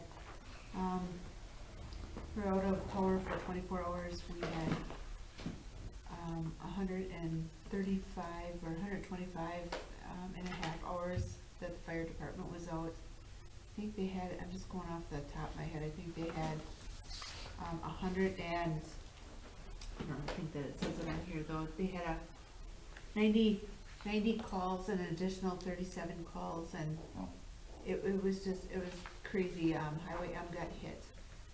So basically what happens with this is Outagamie County, all municipalities that had any type of damage have to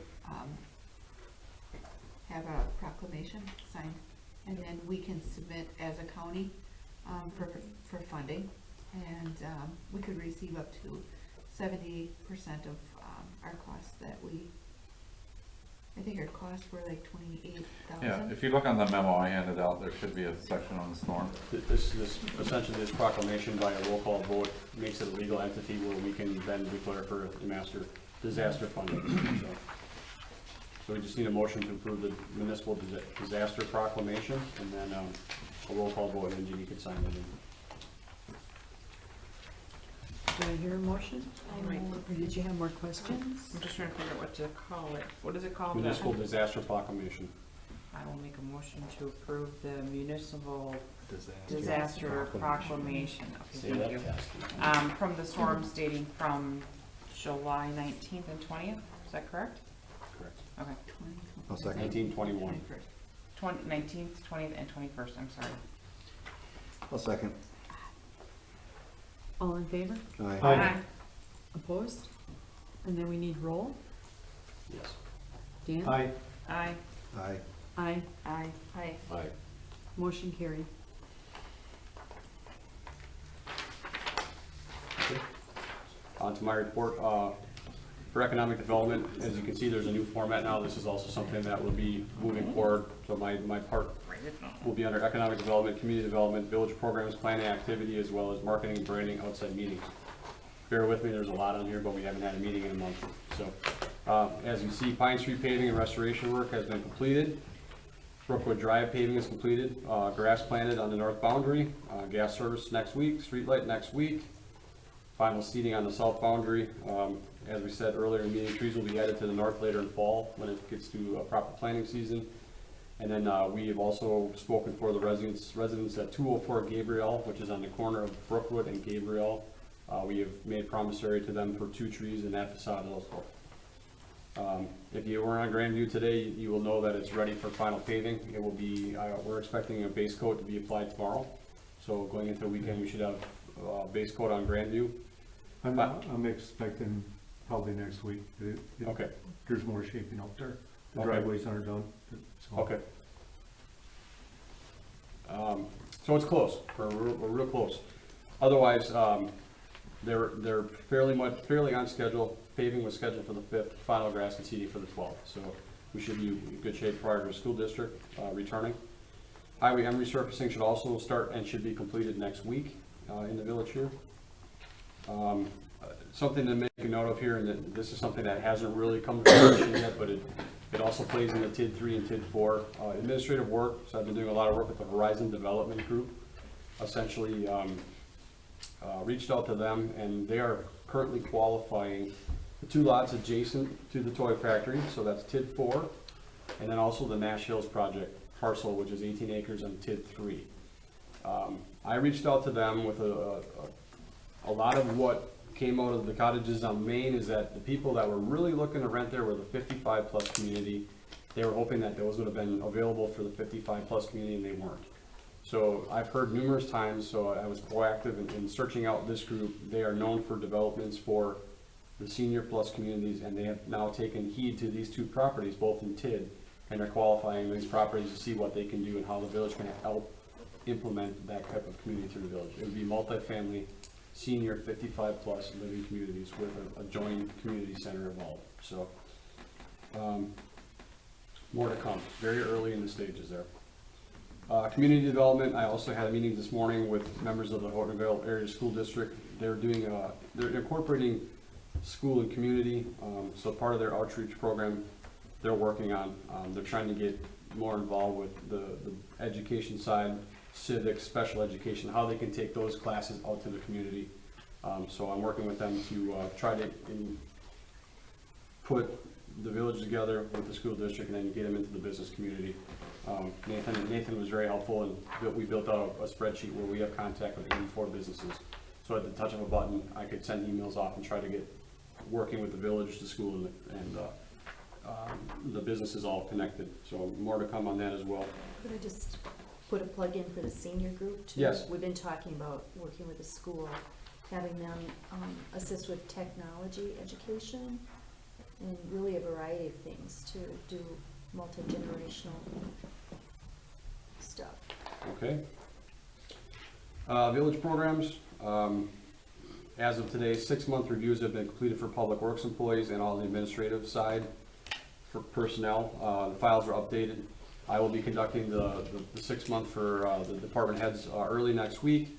And Chris has told me that she's very close to completing the PD as well. So those will be all part of the plan, the 6, 9, and 12-month reviews. So we're right on schedule with that. The village did participate in a sealed bid process for the purchase of a 1994 street sweeper. We had the winning bid at $1,500. It's a 1994 Elgin in very good condition. So what we are going to do is pick that up.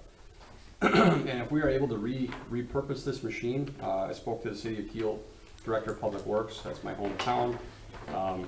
They just moved on to a $107,000 brand new unit. It is functioning. It also has a jetter, which we could use for storm cleanup. We could use it for surface cleanup, water mains, anything. It's a functioning, basically a functioning, moving power washer, in essence. So we were able to pick this up for $1,500, and we're hoping that Chris Schultz can make it a functioning useful piece of equipment, and I wanted to make a note, and I think Carl, you told me 9 to 12,000 is what the, What we budget every year for street sweeping. we spend 9 to 12,000 for street sweeping. So if we are able to put a couple bucks in this piece of equipment and make it a functioning tool and get a year or 2 or 3 out of it, we're looking to save on the long end. With Bob's help, Wildwood Park is now officially dissolved. All of the residents have signed off on it, so I believe everything is done with that, and we're complete. Almost. Almost, okay. But I would say, you didn't know this, Dave, the deeds to the property owners were signed tonight by Jeannie and Jan. And so these will be recorded this coming week. Okay. And that will be a record at that point. Okay, So so we're it close. is virtually down here, so Okay. that worked out really well. So thank you, Dave. Yep. Carl and I met this morning with the Blue Design Group. Something else that's come to fruition here is in meetings with Hortonville Youth Sports. They want to make their baseball park at Otto Miller resemble what they have across the street in the football field. So we met with Blue Design Group this morning. He is working on pricing and will give an initial quote to the village and HYS what it would be to make a rendition. Their spirit, and they want to do a major capital campaign to renovate the baseball park. So we started that design process this morning. Met with Steve. What's his last name? Steve Romance. Okay, so he's on board. He's going to give us the initial quote of what it's going to take to get the rendition and then do the design work for that, the look of how they want to go. Carl had committed the village to doing significant work there. As we started peeling it back, it came to realize that we just can't piecemeal it. They got to have a plan. So basically, we're looking at putting together a master plan. It starts with a picture, so we can put it in front of people and start putting the word out that we need to improve this. What we're seeing with this, the baseball, Greenville and Hortonville are becoming one, essentially.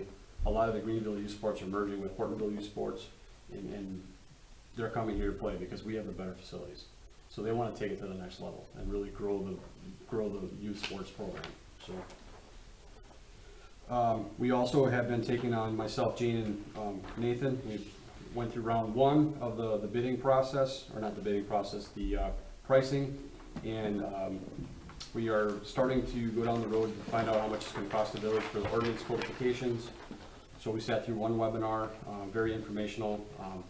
They're making it very easy for us to want to do this because that codification process is very detailed, and I think we're better than a couple decades on process to the village, I believe, if I had to. So we're very old and outdated. The technical side of it now would allow for them to basically, it's a 10 to 12 month process. They would recodify, we'd pay an initial approximate figure of $9,000, and then it becomes about a $1,700 a year annual maintenance fee to keep it up. Everything's electronic, it's online, it's transparent. It's a touch of a button, it goes to them, they recodify it, within 6 weeks it's online. So, and then it's always it's always kept up. So that's something we'll be looking for as this price is coming. I want to do a comparative bid, so we have another one coming in that's out for solicitation right now. Black Otter Lake District did meet. Probably the only information I could bring out of that is they did agree with contract of service, use of service of the building.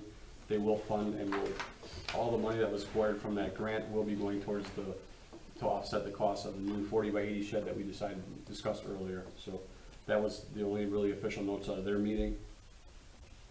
And then I wanted to mention that 2020 budgeting is well underway. A lot of the assessment services, things that we needed for the budget piece is why we are presenting them. But we are looking at health and dental increases of 10.5 and 8% respectively. So we're working through. We're going to make the best decision for the village there. Marketing and branding, happy to announce Appleton Magazine. It's just a local publishing that goes around. Hortonville will be featured as the city in an October issue of the Appleton Monthly. They have an on the road section, profiles of different municipal. So I took that call today. We'll be working with their publisher, and it'll be a nice feature for the village of Hortonville. Where is that distributed? It's free, I think. Everywhere. Yeah, okay. If you see it, Okay. you'll see an Appleton. So essentially, it's just a tab in here, Shauna.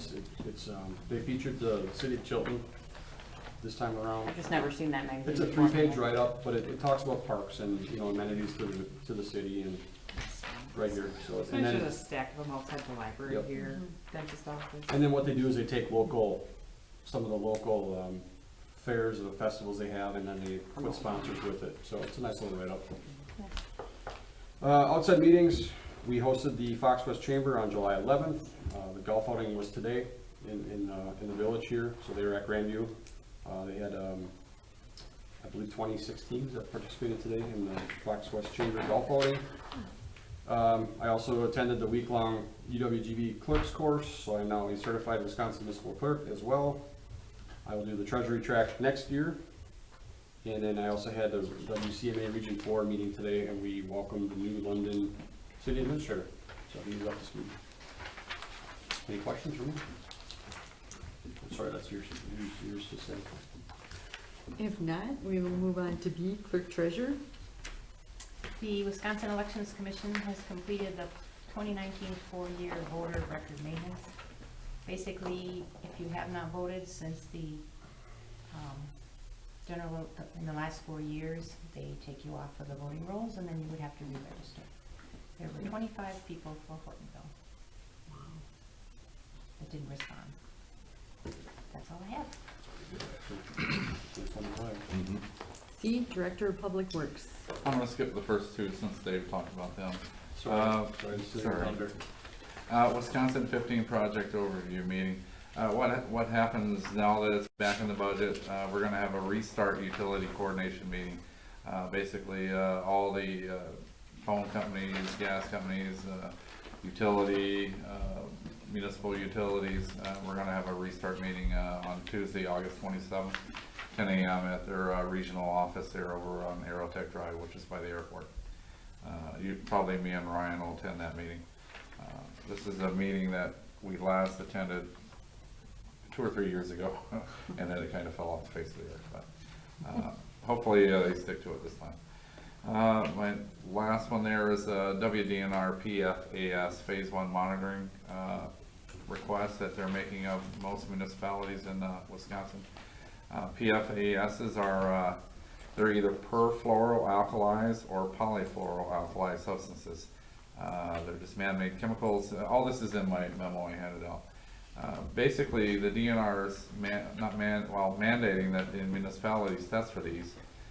Come to find out today, I got an update. I mentioned that municipalities and laboratories are refusing to honor the DNR request, citing bad methodology. The DNR mandated this testing, but there's no test for these. There's no legal test for these. Can you believe that? So until that is either worked out in the courts or the EPA comes up with a methodology that laboratories qualify for, then we'll test at that time. I'm just going to touch on the storm event. Public Works had $14,411 in eligible expenses for the storm event. Hortonville Hortonia Fire Department had $12,294 in eligible storm expenses. So for a total of $26,695. There's a 30% match that municipalities have to make in the claim, but the volunteer hours, because the Hortonville Hortonia Fire Department is a volunteer fire department, we can't get reimbursed for their labor, but we can use that labor to reduce the 30% match, if I'm right? So if everything works out as we expect, and with the help of Allegheny County, it's possible, I'm not going to say it right now, that we could get back $19,596 in WDF money. These are county funds? These are state funds. Oh, it's state funding, Yeah. okay. The county emergency management oversees the, Allegheny County handling of it. So it's possible we could get a good chunk of money back, and we would probably, it's up to you guys, but we'd probably split it with the fire department. Whatever they've got coming to them, they should get, so. And all good things. Thanks to Governor Evers for not waiting around and jumping on it, creating an emergency right away. So that's all I have. Any questions for Carl? If not, we'll move to Chief of Police.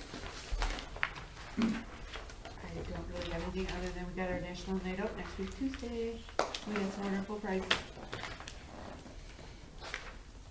5 to 7, commercial 5 to club. 7, commercial club. Do you have enough volunteers? Free food, well, I know we do we need find one. face painters? Just me. Just you, so we need face painters.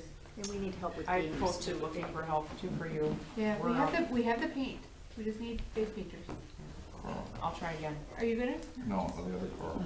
Oh, Yeah, yeah. Carl Oh, Mann. man. He wants to be paid, and so he goes to another community because they pay him. We didn't know that. Maybe next year. My school girls did it last year, the kids loved it. We can't do it Just this something year. as simple as fine. Yeah. All they're doing is drawing butterflies and Yep. hearts and clouds and Very birds. simple stuff.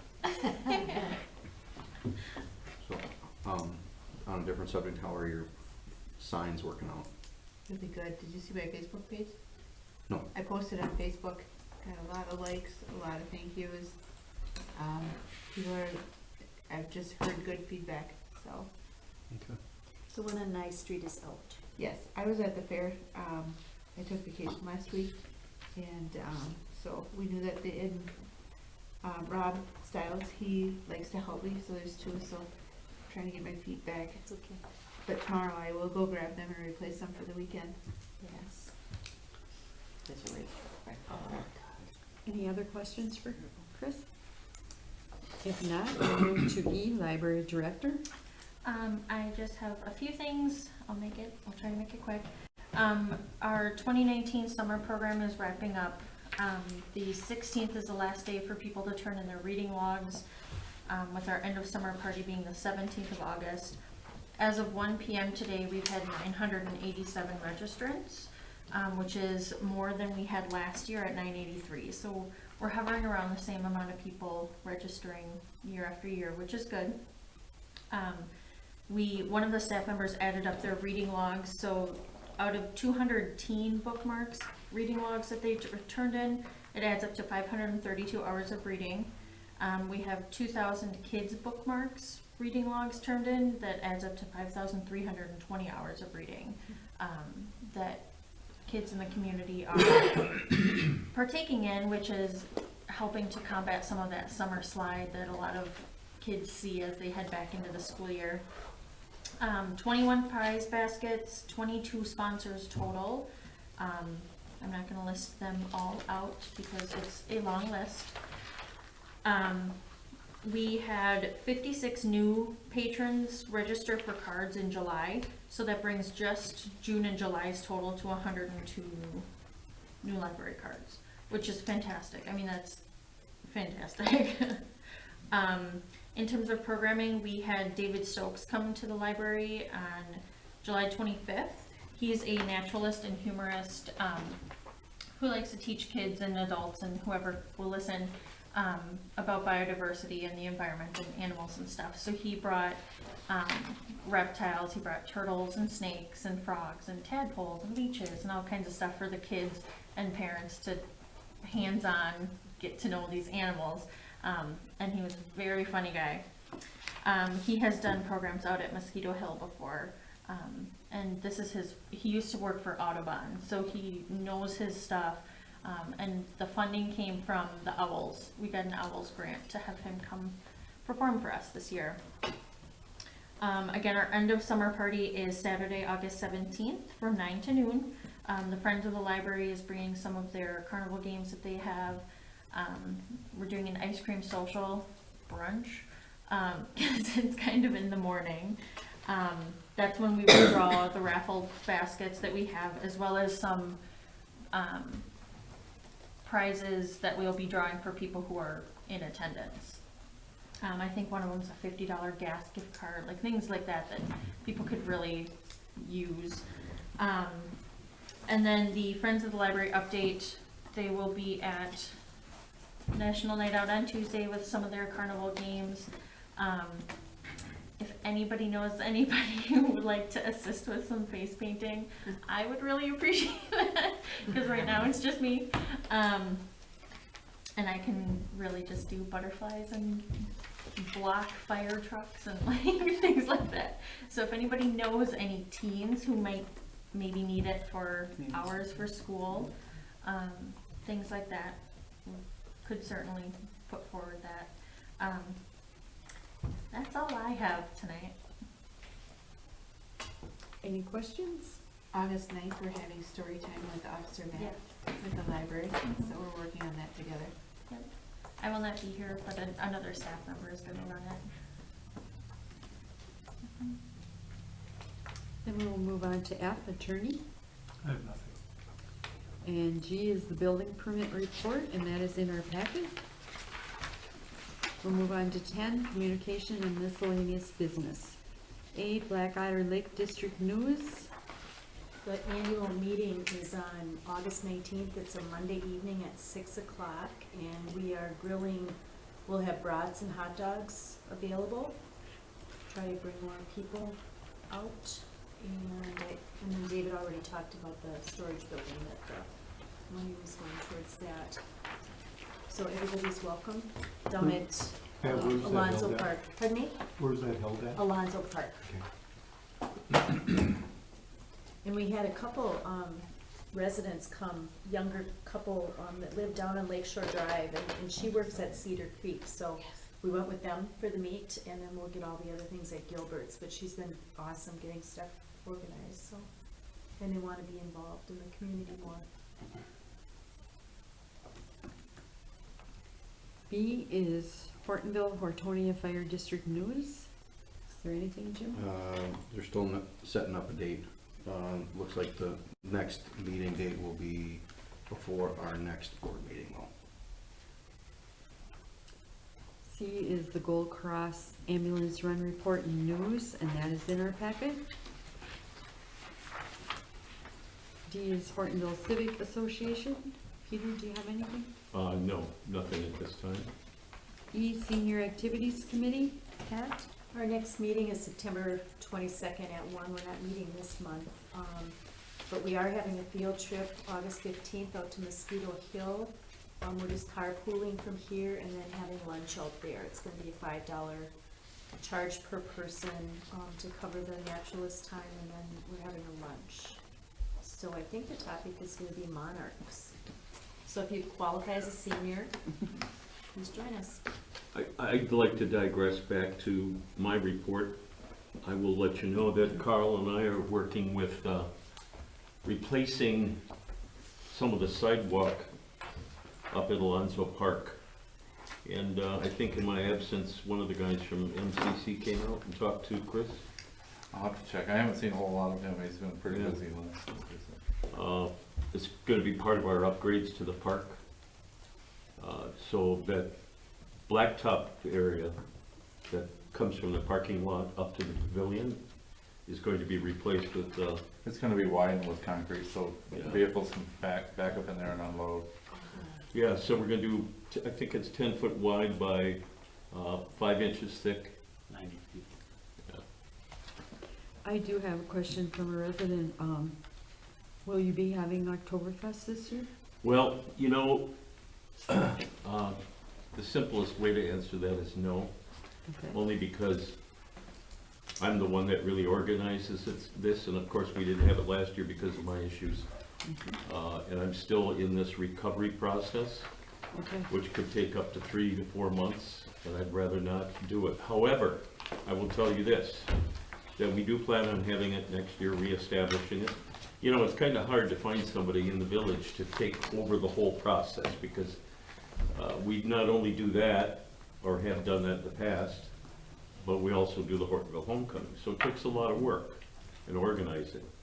But next year for the Hortonville, for Oktoberfest, we do plan on going back to that in Alonso, but we'd also like to bring in a circus as part of, you know, maybe some entertainment for the families, and put that in what I call Hunt Field, which would be more than adequate room, you know, if we could do it, to host or to have a circus come in. So that would be part of the festivities also.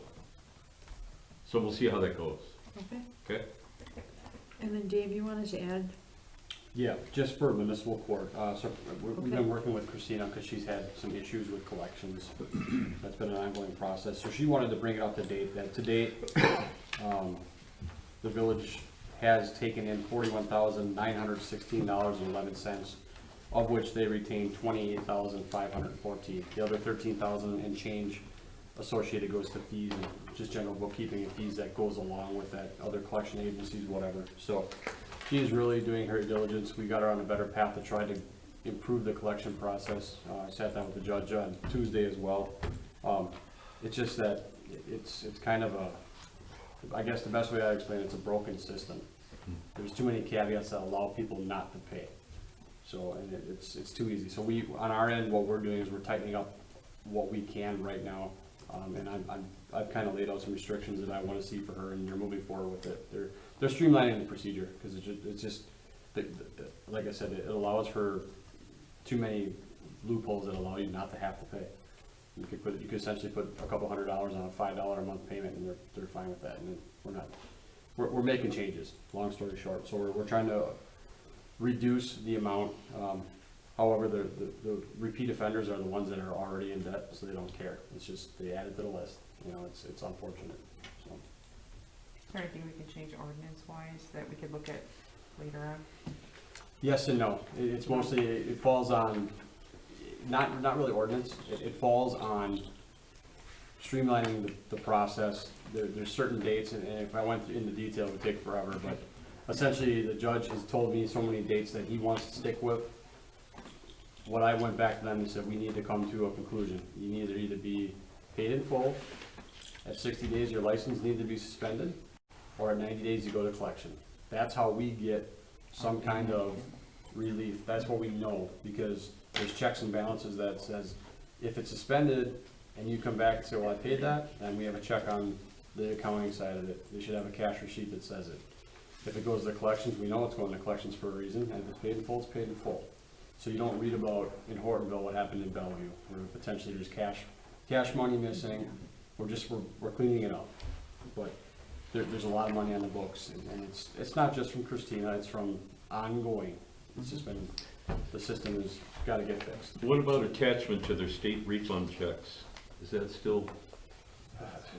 A lot of them aren't even employed, so there's caveats there. They're not employed, or they're already suspended, or they're in collections, or, you know, there's so many, there's hundreds of different examples of why we can't collect the money from, so. Okay, the 41,000, that was what, year to date? Year to date, what was collected, and then 28,000 is what was received, or kept by the village. Retained, correct. Is there a number on What's the outstanding? outstanding, yeah? No, and that's the next question that I asked. I said, because what the information that I would really like to know is, are we growing that list, or are we minimizing that list? And she said it's hard to say, because it comes in, and I didn't understand. I put it in front of Jane, and I said, this is a simple question to ask. You should know what your fines were and what's been collected. Right. And it doesn't work that way, because some are suspended, some are on hold, some are put into, yeah. If they go to jail, we pay $53 if they Yeah. have them in jail. Yeah. So that's a hard number to generate for Christina, and, you know, and some of them date back, I mean, some of the, on her outstanding debt sheets, I mean, they go back to 2012, that we haven't collected on, you know. Okay. But they're, and those are the ones that are the repeat offenders, you know, there are thousands of dollars on there, and you're not gonna get it, so. But they don't work, they're in the system, you know, it's the unfortunate side of it, so. But she wants to let you know, and I told her I would continue to give her financial update, so. Then we'll move to 11, comment and suggestions from citizens present, which, nothing. And then 12, motion to go into closed session. I'll make a motion to go into closed session regarding state statute Yeah. 19.851C, considering employment, promotion, compensation, or performance evaluation data of any public employee over which the government body has jurisdiction or exercises responsibility. Second. Roll call. Aye. Aye. Aye. Aye. Aye. Aye. We are now in closed session. Any action, No. do we have any action on the matters discussed in closed session? If not, I'm looking for adjournment. Move I'll to make adjourn. I'll second that. All in favor? Aye. Imagine if we started this.